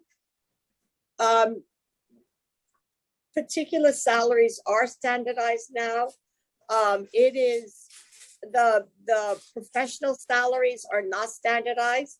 As you may remember, one of the things that I first started advocating for was more of a professionalization and an equity of the salaries of the aging network, because it becomes a barrier for a social worker to come to a senior center versus a hospital or a health center. So one of the things that we have been trying to do is to figure out ways how we can have more alignment in some of those professional salary rates, and that we can do by making sure that the aging network is seen as a profession of choice, and working with social work schools to get and encourage them that aging is a good place, that as long as they could, it's hard, your heart might be there, but the salary disparities are so great that it's a disincentive. So it's one of those longer, broader conversations that we need to have, which influences recruitment, which influences, all of those issues. But I do believe that an elevation, and I think, and this is conjecture on my part as an advocate and also as an older person and also as your ally, that to the extent that we professionalize this and give more credibility to this aging network and a profession, and resource it and have a stronger budget, it's to the extent that people will gravitate towards it more and more. But yeah, that's a concern that we all share. It's that competition in that particular service network between the salaries of an aging network, an aging service network versus others. The same thing happens, by the way, in youth communities. Mm-hmm. Yeah. And in terms of the budget, I mean, we heard from one a provider in the Bronx that is slated to receive $1 million less than their current contracts, but they're doing more work. Why are providers seeing across the board cut instead of, despite of all this increase in funding? So I can't answer a particular question, but we were surprised also by some of the budget submissions we saw, Councilwoman. We saw programs doubling the budget with the same number of service units on average daily attendance. And we couldn't see a marginal difference in the service profile that would warrant that kind of a massive increase in the budget. So we've seen it on all sides. I can't address, no one has been shortchanged. I can say that comfortably, and I can say that with full transparency. What we have done is narrow the funding gap. What we have done is elevated some programs who were historically underfunded, and programs who were fully funded at higher levels have not been damaged or impacted negatively, not damaged. All right. Okay, I mean, we look forward to seeing the actual funding and the groups that were funded. We've learned last week that inflation rose 5.4% from a year ago. So are there any cost escalator in the RFP that account for the rising prices, as the city council have called for? I believe we had some in there. Michael, can you address that for me, or should we wait for Jose and get back to the councilwoman? I believe that we had some cost escalators in there, but Michael. Yes, you're right, Commissioner. Along the lines of what you're describing a moment ago, with the principles guiding our budgeting, we did use model budget principles, and that included with salaries to begin with, so that we asked proposers to actually look at market conditions. What are MSWs getting in New York City and so on, so that we wanted them to build in enough money to actually pay competitive market rate. So that was kind of the foundational principle, as you were suggesting. And then in addition to that, we did a model budget for small, medium, large size NORCs, building in that same principle of look at market forces and make sure you're not shortchanging your staff. The result is that, again, we can't give specific data, but we can literally say two things. One, the actual majority of older adult centers actually would be receiving increases greater than 10% in their budget. So we do see that shift, as you were saying, Commissioner, towards more funding for more centers. And then secondly, as you also just said, we did build in a cost escalator coming into the RFP period of 3 years. We don't build in individual annual increases, but we do show and did take into account, when you look at our baseline budget that we used of FY21, what do we expect inflation to be? And let's take that into account when we're factoring salaries. So Commissioner, in your testimony, you were citing a figure of 32,000 per older adult per year in terms of overall services for each adult in the community care plan. Did DFTA consider using a per head payment to programs for each senior served, since you No. cited that number?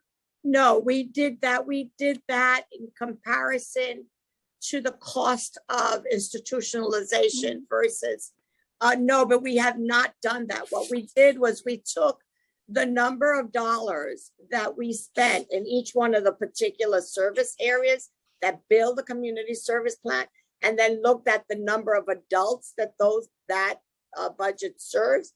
And that's how we came up with our cost estimate of an annual cost for keeping, and then of course we built in some cost escalators and population growth in there. And that's how we came with the cost per adult. But no, we did not use it as a funding formula. We used that as a comparison for the difference between keeping someone at home versus institutionalizing them.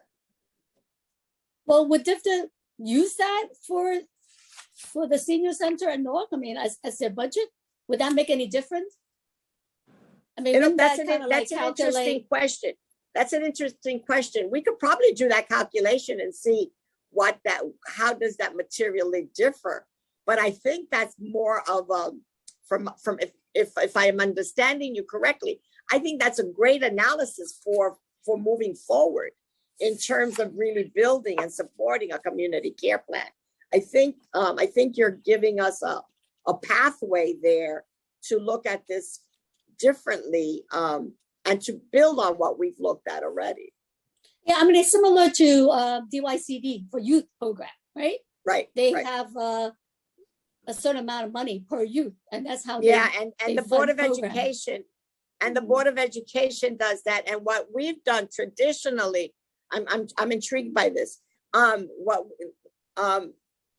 put it forth in the transition plan.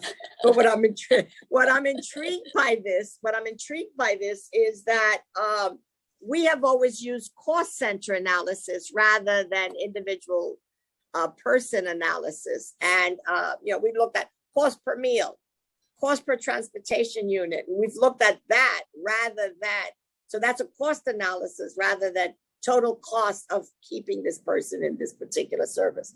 So I'm intrigued by that. Well, going forward, I think it'd be good to take a look, but that's what Yeah, I think we will other do that.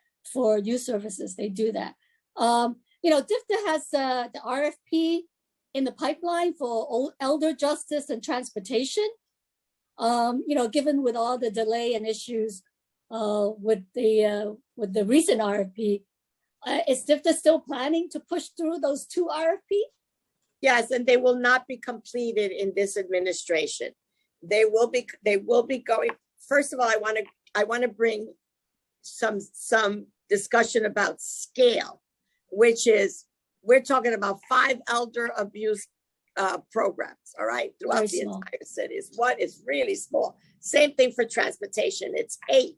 And given the conversation that we've had around transportation and making sure that there is an expansion of those transportation deserts and looking at the topography issues that we were just discussing with Councilman Dinowitz, those are the things that we need to kind of like build in. So yeah, but they're very small in scale. We're talking about 8 to 10 providers, 5 to 6 providers,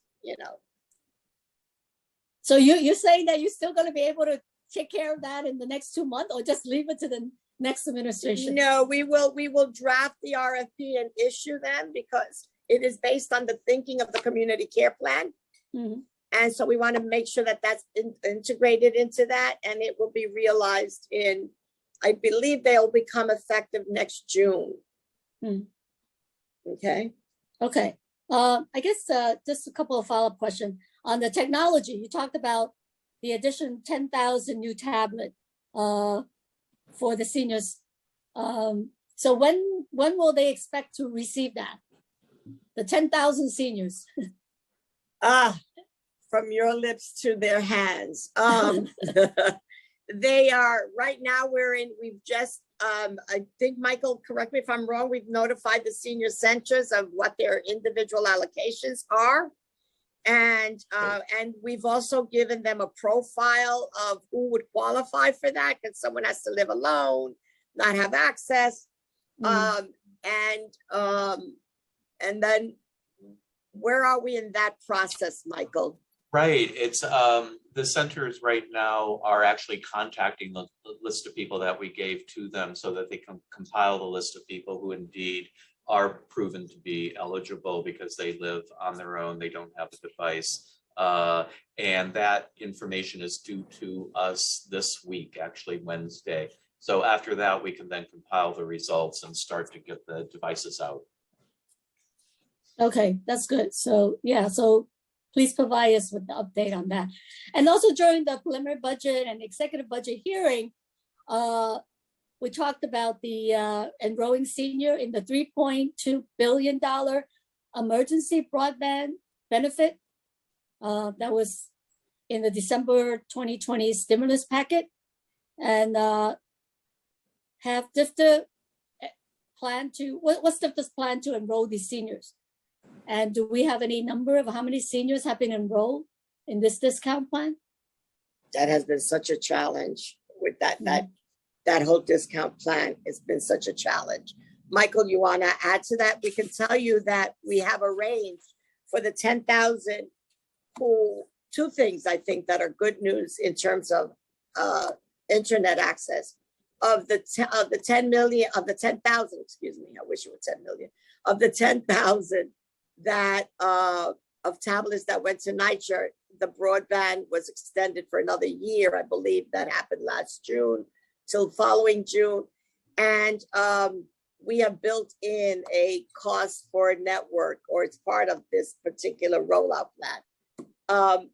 Michael, do you have, I don't have any more information on the broadband, except that it has been a challenge to figure out who's eligible, how to get access to it. And Michael, can you elaborate on that? Sure. As we know, it's a federal program and it's based on individual eligibility. So individual people actually have to apply for it. So we did advertise that and give information to each of our older adult centers. And as part of the wellness calls we have, we're asking them to make each week. for people that they're not seeing at the center, that they advertise this to the individuals and offer to provide some assistance if they need to fill out the application. So we don't have data on that now, but we did get that word out to the centers and some information on how to apply and to help the individuals apply. So would you be able to get the data from the centers in terms of how many senior actually were able to benefit from this program? I guess that would be helpful. Yeah, I think we should. Mhm. My last question is going to focus on the case management and home care. Yes. I know that we talked about there is going to be increased demand for case management and home care service in the community care plan. You noted that future steps along with additional funding are needed. So what new funding have been allocated to meet this need? I wish Jose were here so I could tell you what we have had increased in home delivered meals. I know that there has been some adjustment and some increases, but I know my OMB people are going to be like, "How you should know that."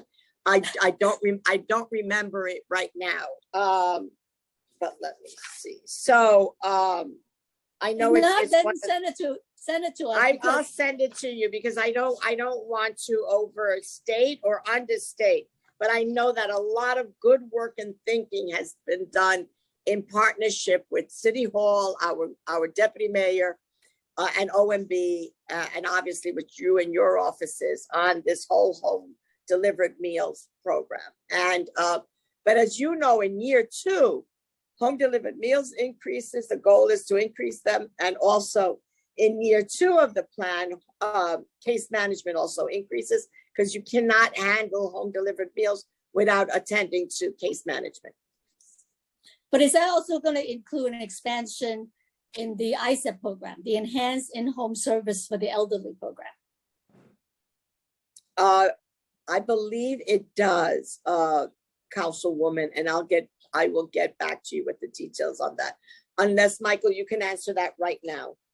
I think you're right. It's best that we just gather that data and send it. Okay, yeah. Yeah, because that is such a great program. And a lot of people don't even know about it. Know because they about all right. things, they all, a lot of seniors always think that, oh, I have to be on Medicaid to qualify for home care. And the ISEP program, even though it's not Right. a lot of hours, it just, we have seen, that is such a great benefit to seniors who are living alone or they have a spouse that needs extra care. So we would just want to make sure that's included. Most of the DFTA home care program is funded through the ISEP program. Yeah, and then New York State allocated $8 million for unmet need, including wait lists for these services. Do you know how much of this money the New York City received? And what did we use it for? What funding, a councilwoman? This is New York State allocated $8 million for For- unmet needs, including wait lists for like home care and case management service. I'm not aware of anything that we've gotten to date on that. Michael, are you aware of any allocation that we've gotten specific to that? I know we've received some emergency care money, but are you aware of anything yet? This is That was a discussion from the state several months ago. And again, I think when Jose does the, summary of funding for home care and for home delivered meals, he can provide that. yeah, but I don't believe that we've received an allocation. I know we received the earlier allocation for meals, but I don't believe that we received that allocation. So we'll get back to you on that, Councilwoman. Okay, no, I would. But we're always appreciate that. happy to hear that the state's going to give us more money. They should. I mean, aging population is growing. I mean, they got to give us our fair share since we all pay state tax. So I think whatever question that I did not get a chance to ask, we will submit to you, and we will also hear back from you on some of the question that you were not able to give us information on.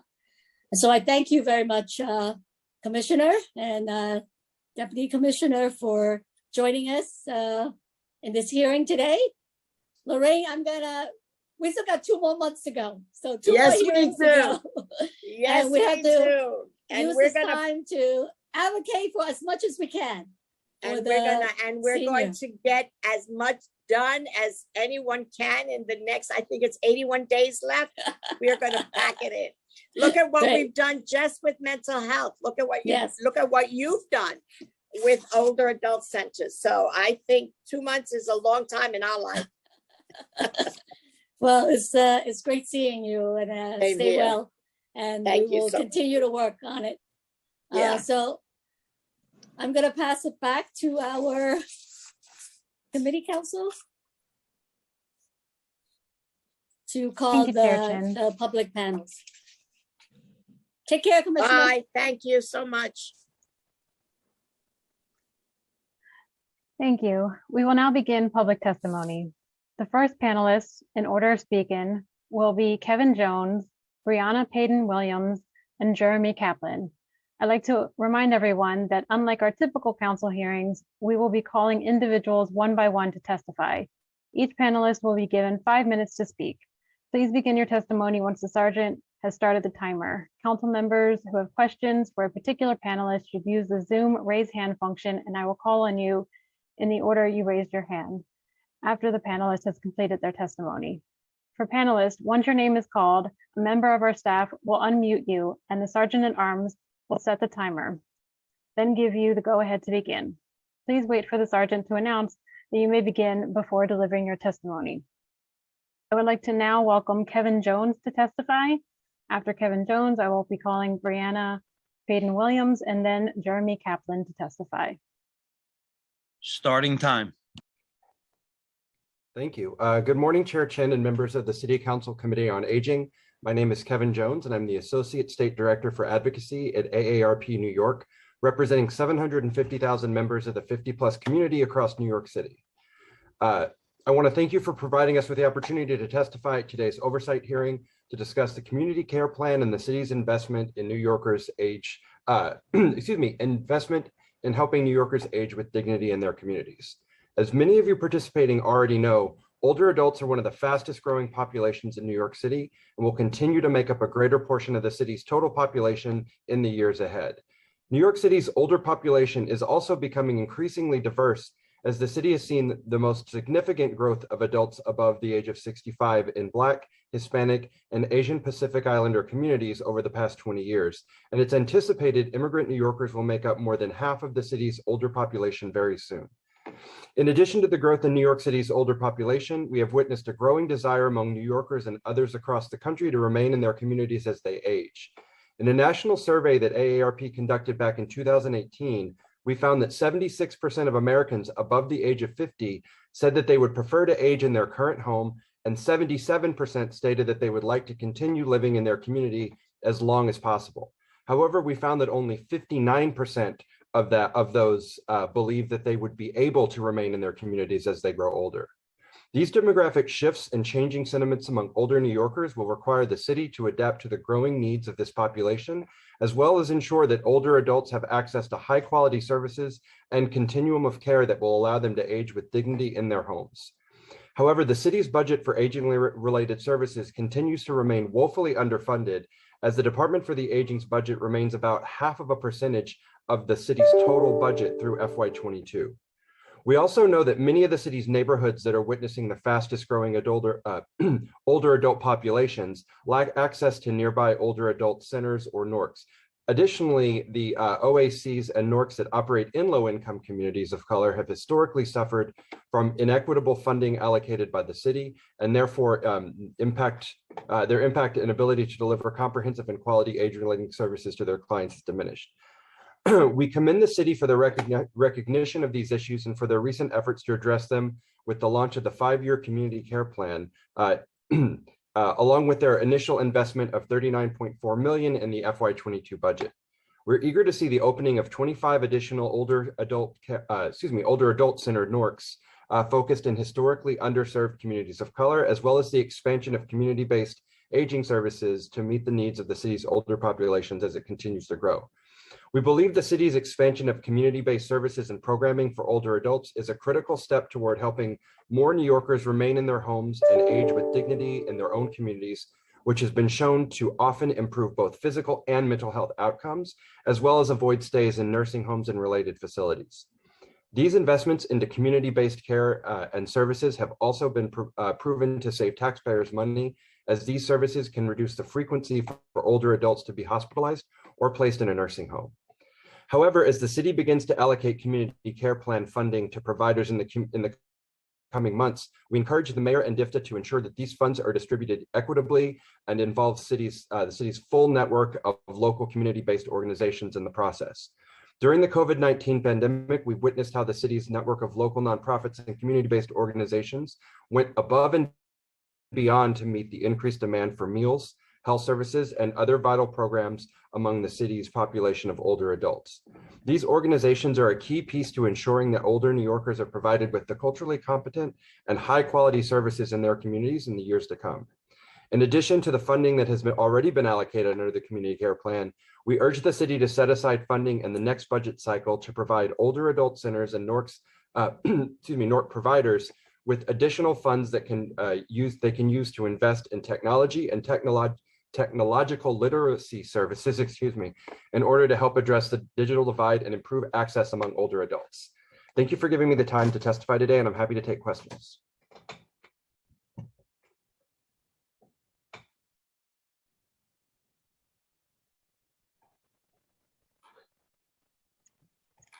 Thank you, Mr. Jones. I would like to now welcome Brianna Payton Williams to testify. Time starts now.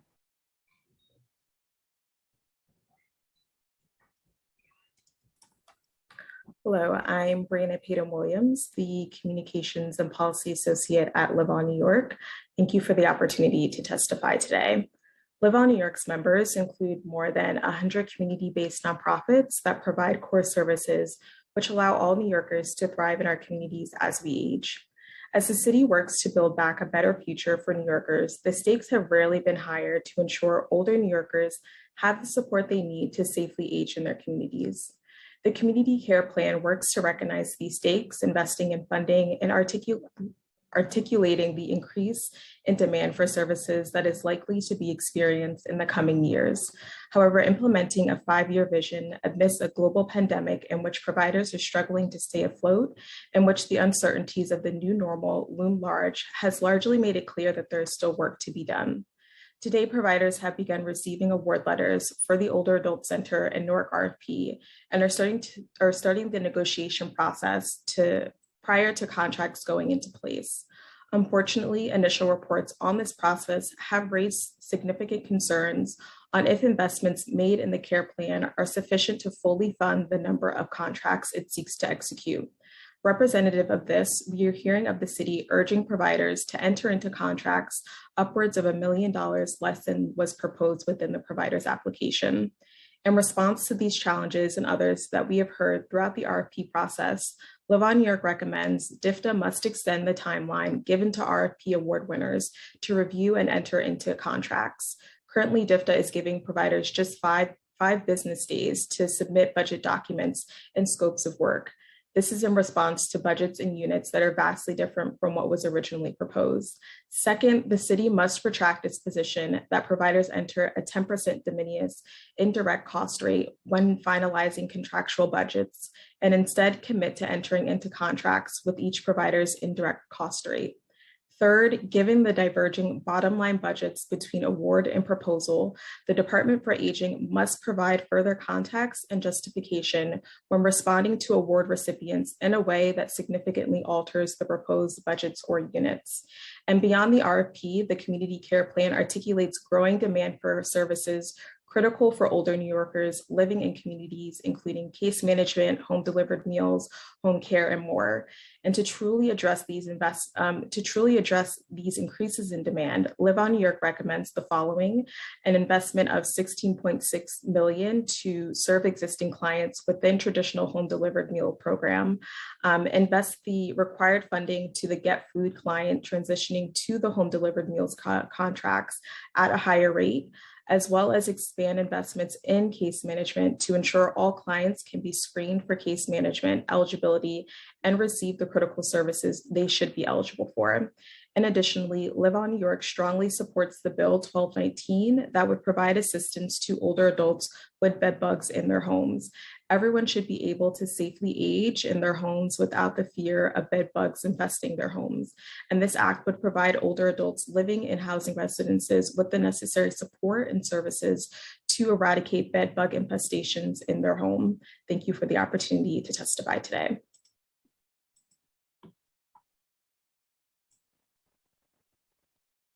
Thank you. I would like to now welcome Jeremy Kaplan to testify. After Jeremy Kaplan, I will be calling on Philip Chong and then Peter Kempner. Time starts now. Thank you and good afternoon, council members, and thank you, Chair Chin. My name is Jeremy Kaplan. I am the Executive Director at Encore Community Services, a nonprofit serving older New Yorkers on Manhattan's West Side from 110th Street all the way down to 14th Street. We offer a range of services to help seniors age successfully, including operating an older adult center. We were just approved for an older adult network in the theater district, and we also provide home delivered meals in residential buildings and more. Over the past 10 years, the number of older adults in the city has skyrocketed. The 65 plus population has increased 12 times faster than the city's under 65 population, and now represents 1.24 million people across the 5 boroughs. And these numbers are only continuing to grow. We were thrilled by the announcement of the community care plan this spring, and we applaud the city for beginning the rollout. The plan is an important step for our city in expanding services that support the health and wellness of older adults. Services including older adult centers in Norks, with an emphasis on community partnerships, continuity of care, virtual services, and congregate programming are key to successfully aging and avoiding institutional care. That said, as the plan takes shape, we do have a couple of concerns. I could not agree more with the commissioner when she said that strategic investments need to be made going forward. While the community care plan represents a sorely needed boost to senior services, our city must consider long-term needs of older New Yorkers. In the November budget modification, the administration must fully allocate out-year budgets that are needed to sustain these contracts, for which funds are not currently in place. Without proper out-year projections, the contracts will face a fiscal year cliff in 2023. Furthermore, in order for the community care plan to be one that is truly comprehensive, the long-term food security needs of seniors must be factored in. Many of the HDM and older adult center contracts interact with one another. Our kitchens, our facilities are inextricably linked. We need better infrastructure. The reimbursement rate for the home delivered meals contracts are capped at $2.20 below the national average for urban areas. New York City can do so much better by our older New Yorkers. We urge the city to invest $16.6 million to serve existing clients within the traditional home delivered meals program. Increasing the HDM rate will also demonstrate foresight to the fact that many recovery meal participants will qualify for home delivered meals past 2022. And right now there is absolutely no plan for them. The program will require critical infrastructure enhancements reflecting the rising costs of food, changes in the labor market, and heightened cost of insurance, gas, packaging, and storage. It is critical that we build on the good work of the community care plan and create a strategy for addressing the needs of older New Yorkers for many years to come. Thank you to the council. Thank you, chairperson and members, for your time today.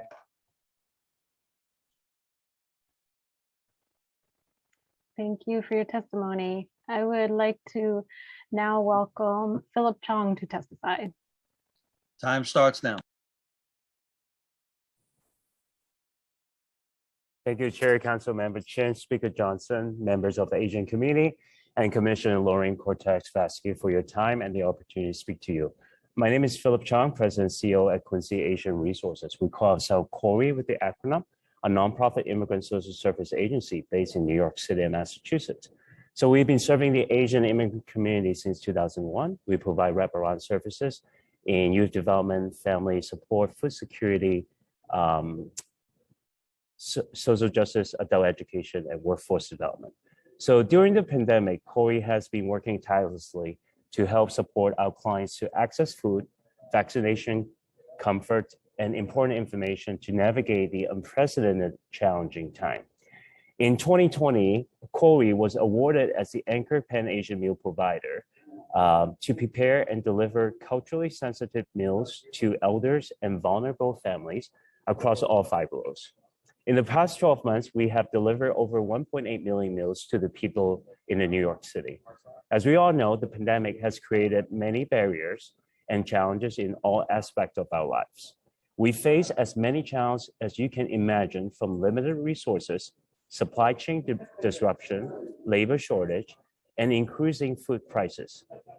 As an immigrant and Asian American myself, like many other immigrants and refugees, we fight for our survivors and advocate for others to ensure they are being taken care of. For the silver lining through this program, the Get Food program, our immigrant restaurant owners could reopen and provide hundreds of employment opportunities to the immigrant communities, and elders show their appreciation and call us to say how much they enjoy the Pan-Asian meal that we provide, especially during the wintertime when the major snowstorm make our door-to-door delivery to become extremely challenging. But we know we cannot give up because the elders have been counting on us. Unfortunately, we face even more challenges when we witness increasing Asian hate crime in the city and across the country in the last 20 months. Elders that we serve continue to raise the question to us whether they make the mistake to move to this country. In May, Corey worked with 2 community members, Juliana Lee and Wang Nguyen, to distribute whistles to the elders in New York City, Los Angeles, and Massachusetts.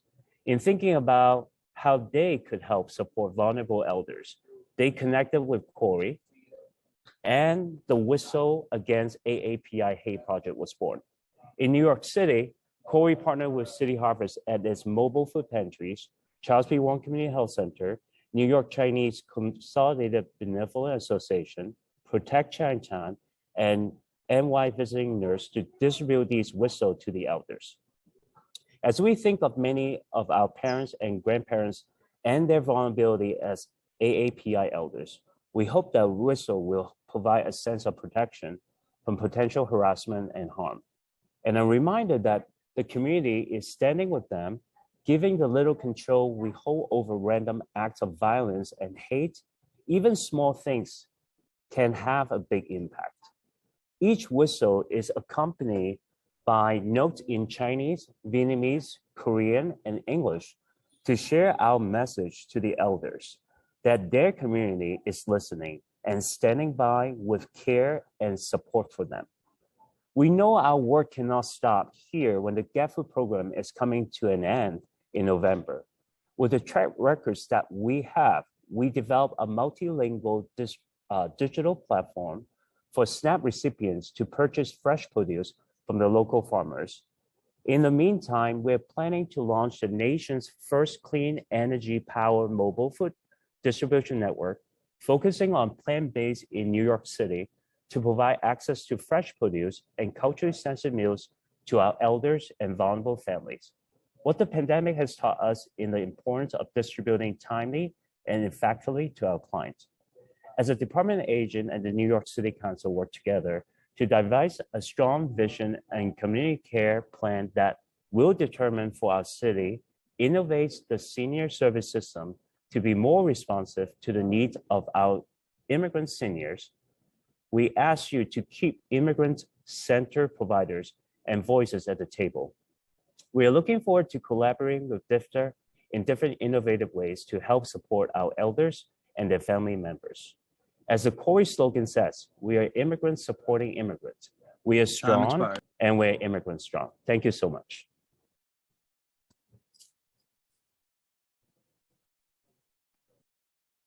Thank you for your testimony. I would like to now welcome Peter Kempner to testify. After Peter Kempner, I will be calling on Alexander Riley, and then Gil Bloom. Time starts now. Thank you very much. My name is Peter Kempner, and I'm the Legal Director and Elderly Project Director at Volunteers of Legal Service. VOLS was established in 1984, and our purpose is to leverage private attorneys to provide free legal services to low-income New Yorkers to help fill the justice gap.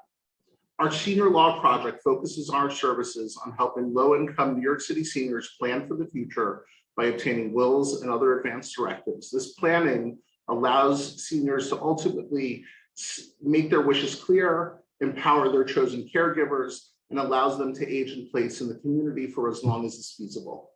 In addition to our life planning services, we operate a legal advice hotline for seniors. Legal issues related to eviction and homelessness tops the list of questions we hear from our clients. While both New York City and New York State have taken significant steps to protect the rights of low-income tenants in recent years, landlords continue to push forward with their efforts to force out long-term tenants in rent-regulated housing, many of whom are seniors.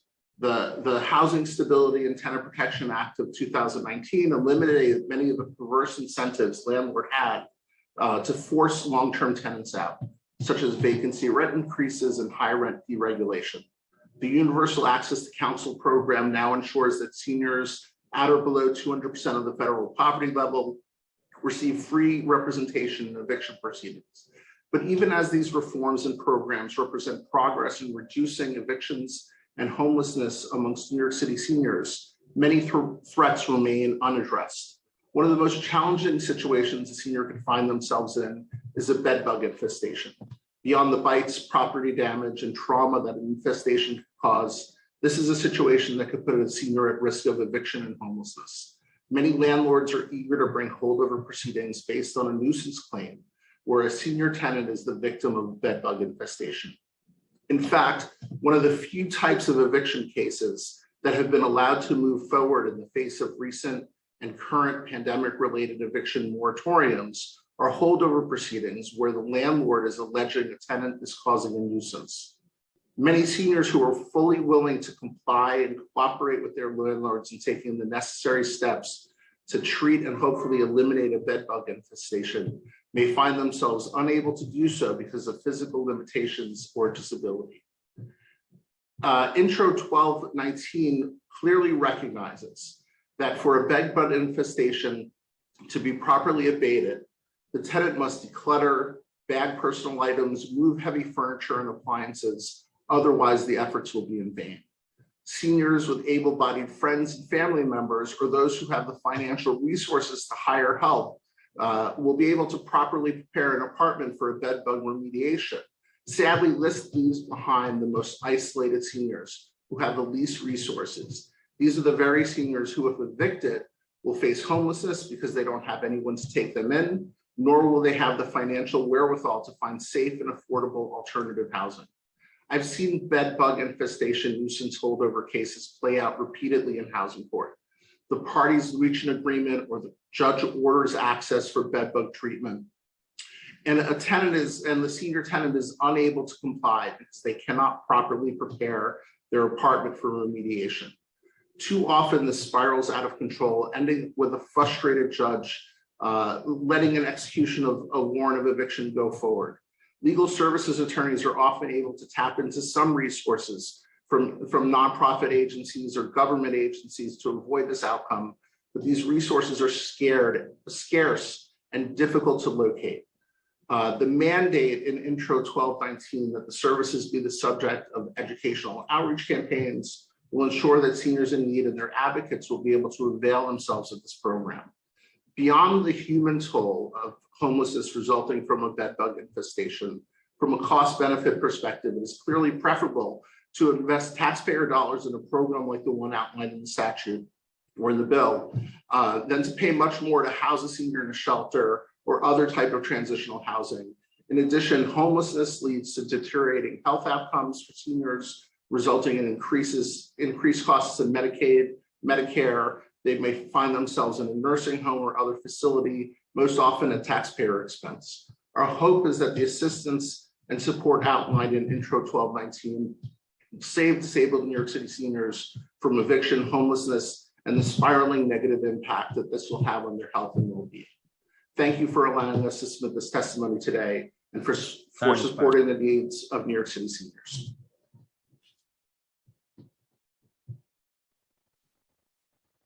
Thank you, Mr. Kempner. I'd like to now welcome Alexander Riley to testify. After Alexander Riley, I will be calling on Gil Bloom. Time starts now. Good afternoon. Thanks very much for the opportunity to testify about this proposed legislation. Well, before I talk about how much I agree with everything Pete Kempner just said, I will say that I am Alex Riley, Director of the Elder Law Practice at the Legal Aid Society. The Legal Aid Society is the oldest and largest nonprofit public interest law firm in the United States. We work on more than 300,000 individual legal matters annually for low-income New Yorkers with civil, criminal, and juvenile rights problems, in addition to law reform representation. So I'm within the civil practice, where we have various practices, not just elder law, but employment law, immigration, health law, homelessness rights practices. So yes, I agree with and support everything that Pete Kempner just said, and we very much support this legislation.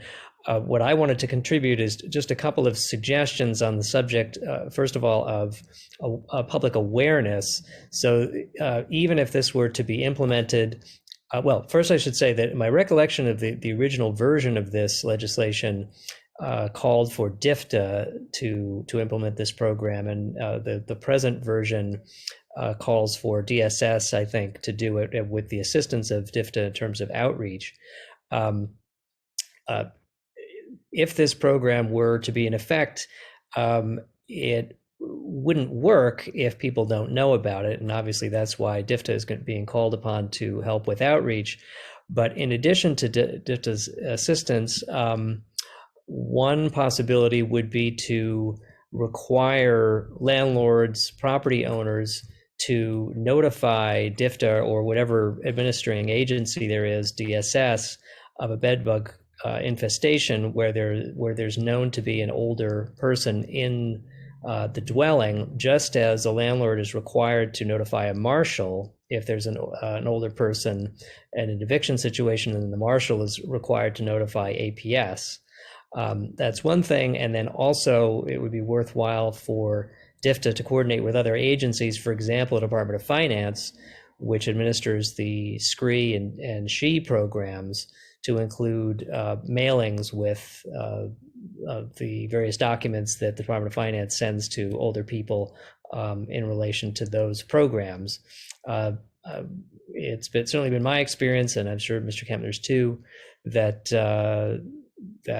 older people are often hesitant to report bedbug infestations to their landlords, partly because they think they're going to get in trouble, or the landlord's going to get mad. So if they were to know that this program exists and that there's support for them out there, then I think this would also lead to more timely reporting, which would be terrific for everyone.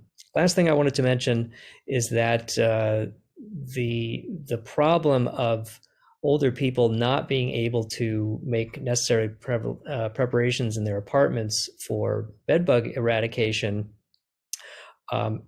is identical to the problem that arises in relation to other housing code violations. So before bedbugs reemerged in New York City a number of years ago, we would still see many instances where there were housing code violations in older people's apartments that need to be corrected, but landlords would say, well, we can't do that because the dresser's in the way, or the armoire is in the way, or whatever it is, and our people are not going to move those items because we don't want the liability, all that kind of thing. And then there would be a stalemate because the older person can't do it. They have no one in their family who can help. There's no service in the city available for this. So we're hoping that in addition to this legislation, there could be legislation that would also require an agency to provide this additional, really identical sort of service with respect to other housing code violations. And it actually would be a much simpler service. It would be a matter of just moving a couple of things as opposed to the very labor intensive work needed to prepare for bedbug remediation. Thank you very much.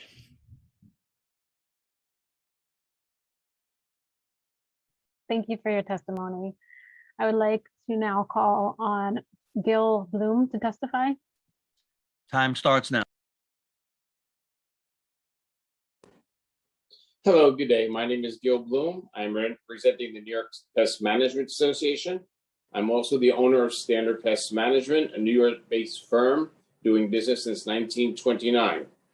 I served as one of the entomologist members on the New York City Bedbug Advisory Board and subsequently conducted training to a number of New York City agencies and authored bedbug manuals for NYCHA and HPD. I've also provided in-service bedbug training to New York City DOA, several social service agencies, including SAGE, Heights and Hills, DORA, and Carter Burton. With this extensive background, I would like to offer the following knowledge for consideration.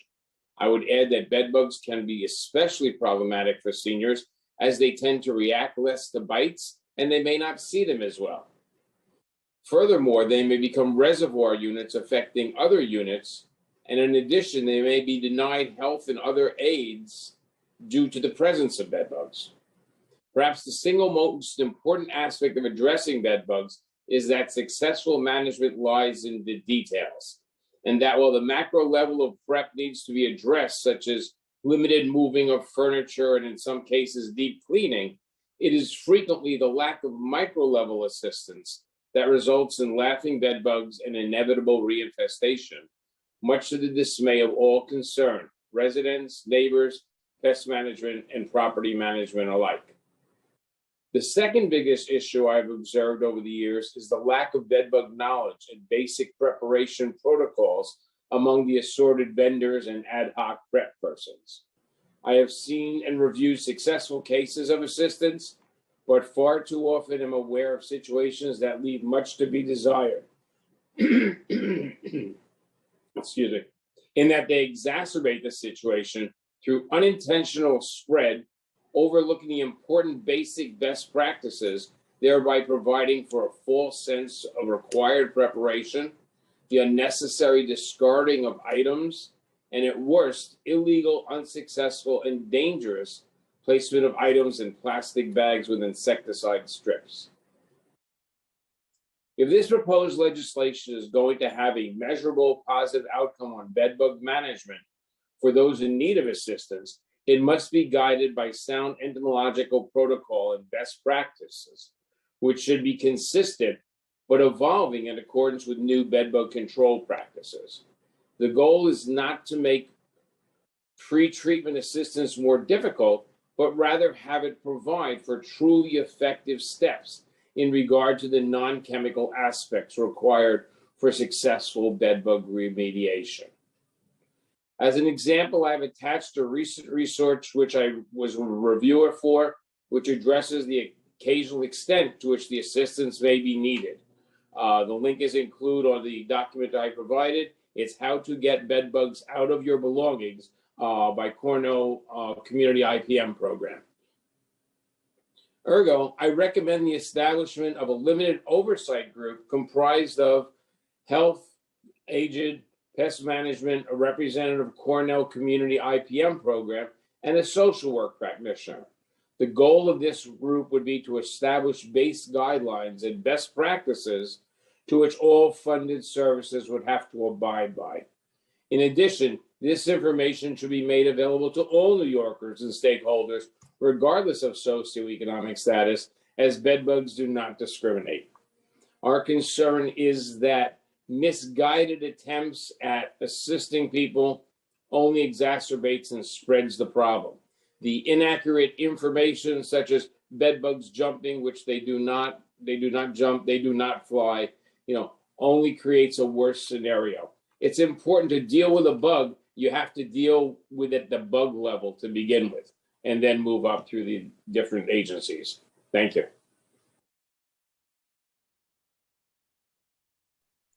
Thank you for your testimony.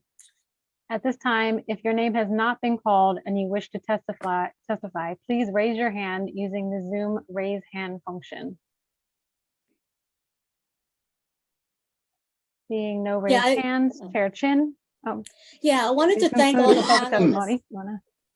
Yeah, I wanted to really thank all the panelists for testifying, especially the three panelists that talked about the bed bug legislation. And thank you for your suggestions, and hopefully we can incorporate, some of your suggestions into the legislation and get it passed. I think for Peter and let's see, Alex Riley, great to see you guys. If you could provide us some data in terms of cases, I think that would be helpful, because from the testimony, you heard earlier from DFTA, and there is no statistic. I mean, they're not gathering information about seniors that had to go through the bed bug situation. So if there were like court cases that you are familiar with, or clients that you have helped with the situation, please, provide us with some data so that we can strengthen the legislation. And also, what you talk about, in terms of, outreach education that is needed, more than just giving it to the senior center and allowing senior centers to do a workshop or two. That's not sufficient. So I think we can definitely, expand on that process. And also thank you to Mr. Broom for your technical, expertise, and we can see how we can incorporate some of that also to strengthen the legislation. So thank you again on that. Is the other panelists, is it from Encore? Is it Jeremy Kaplan? Are you still on? I think he's still here, but I just had a question for him. Hi. Hi, Jeremy. Great to see you again. I know Hi, I saw Chair you Chin. last month on the Get Food part. Could you just give us, because I know you heard from DFTA that your network was funded. Do you want to share what was your experience in terms of the contract negotiation, the timeline? Was there any obstacle that you had in terms of with the RFP? Sure. Well, we received our notification, our formal notification, middle of last week. We had applied for a network, which in our case, it was a small network of 2 centers that included our existing center and an additional one for an expansion to launch a lifelong learning center. We were approved for the network, which essentially included the renewal of our additional center and the lifelong learning center. So we were very, very happy with that. The budget that we received was lower than the budget that we had submitted for. That said, so was the proposed contracted units. And again, just having just gotten the notification later last week, I haven't dug into whether or not that was proportional. I hope it was.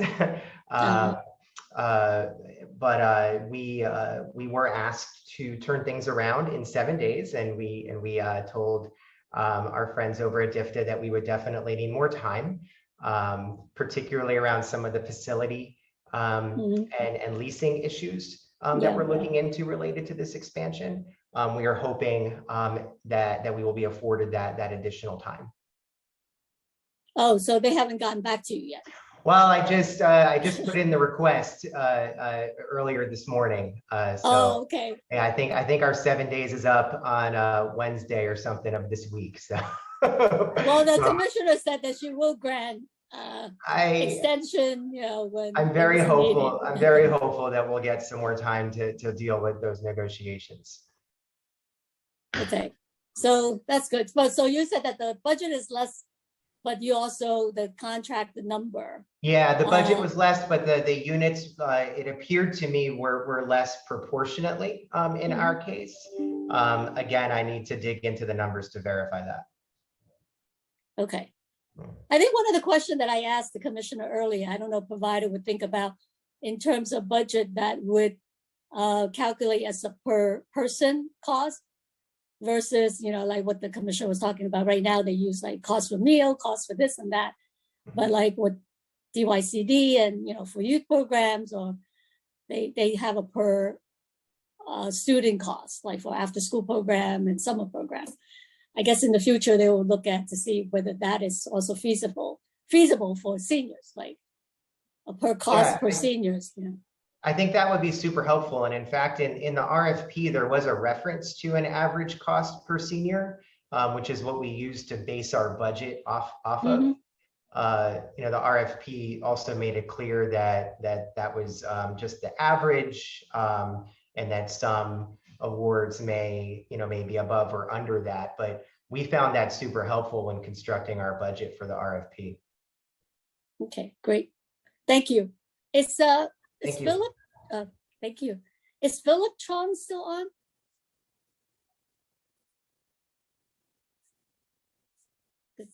If not, yeah, because I just wanted a question about the Get Food program transition. But we could follow up with him. So once again, I really want to thank all the panelists, everyone, for joining us today and for your testimony. And we really look forward to, you know, strengthen the community care plan and fight for additional resources for our older adult population. We still haven't given up on the home delivered meal, the 16.6 million. Hopefully that will be in the November plan budget, Mott, because we know that there will be an increased cost for that. So I wanted to thank all the committee staff that helped put together, you know, today's hearing, and all the sergeant for organizing the hearing. I'll pass it back to our community staff. Crystal? No, that concludes this hearing. Thank you, everyone. Okay, so this hearing is now adjourned at 1:38. Thank you. Okay.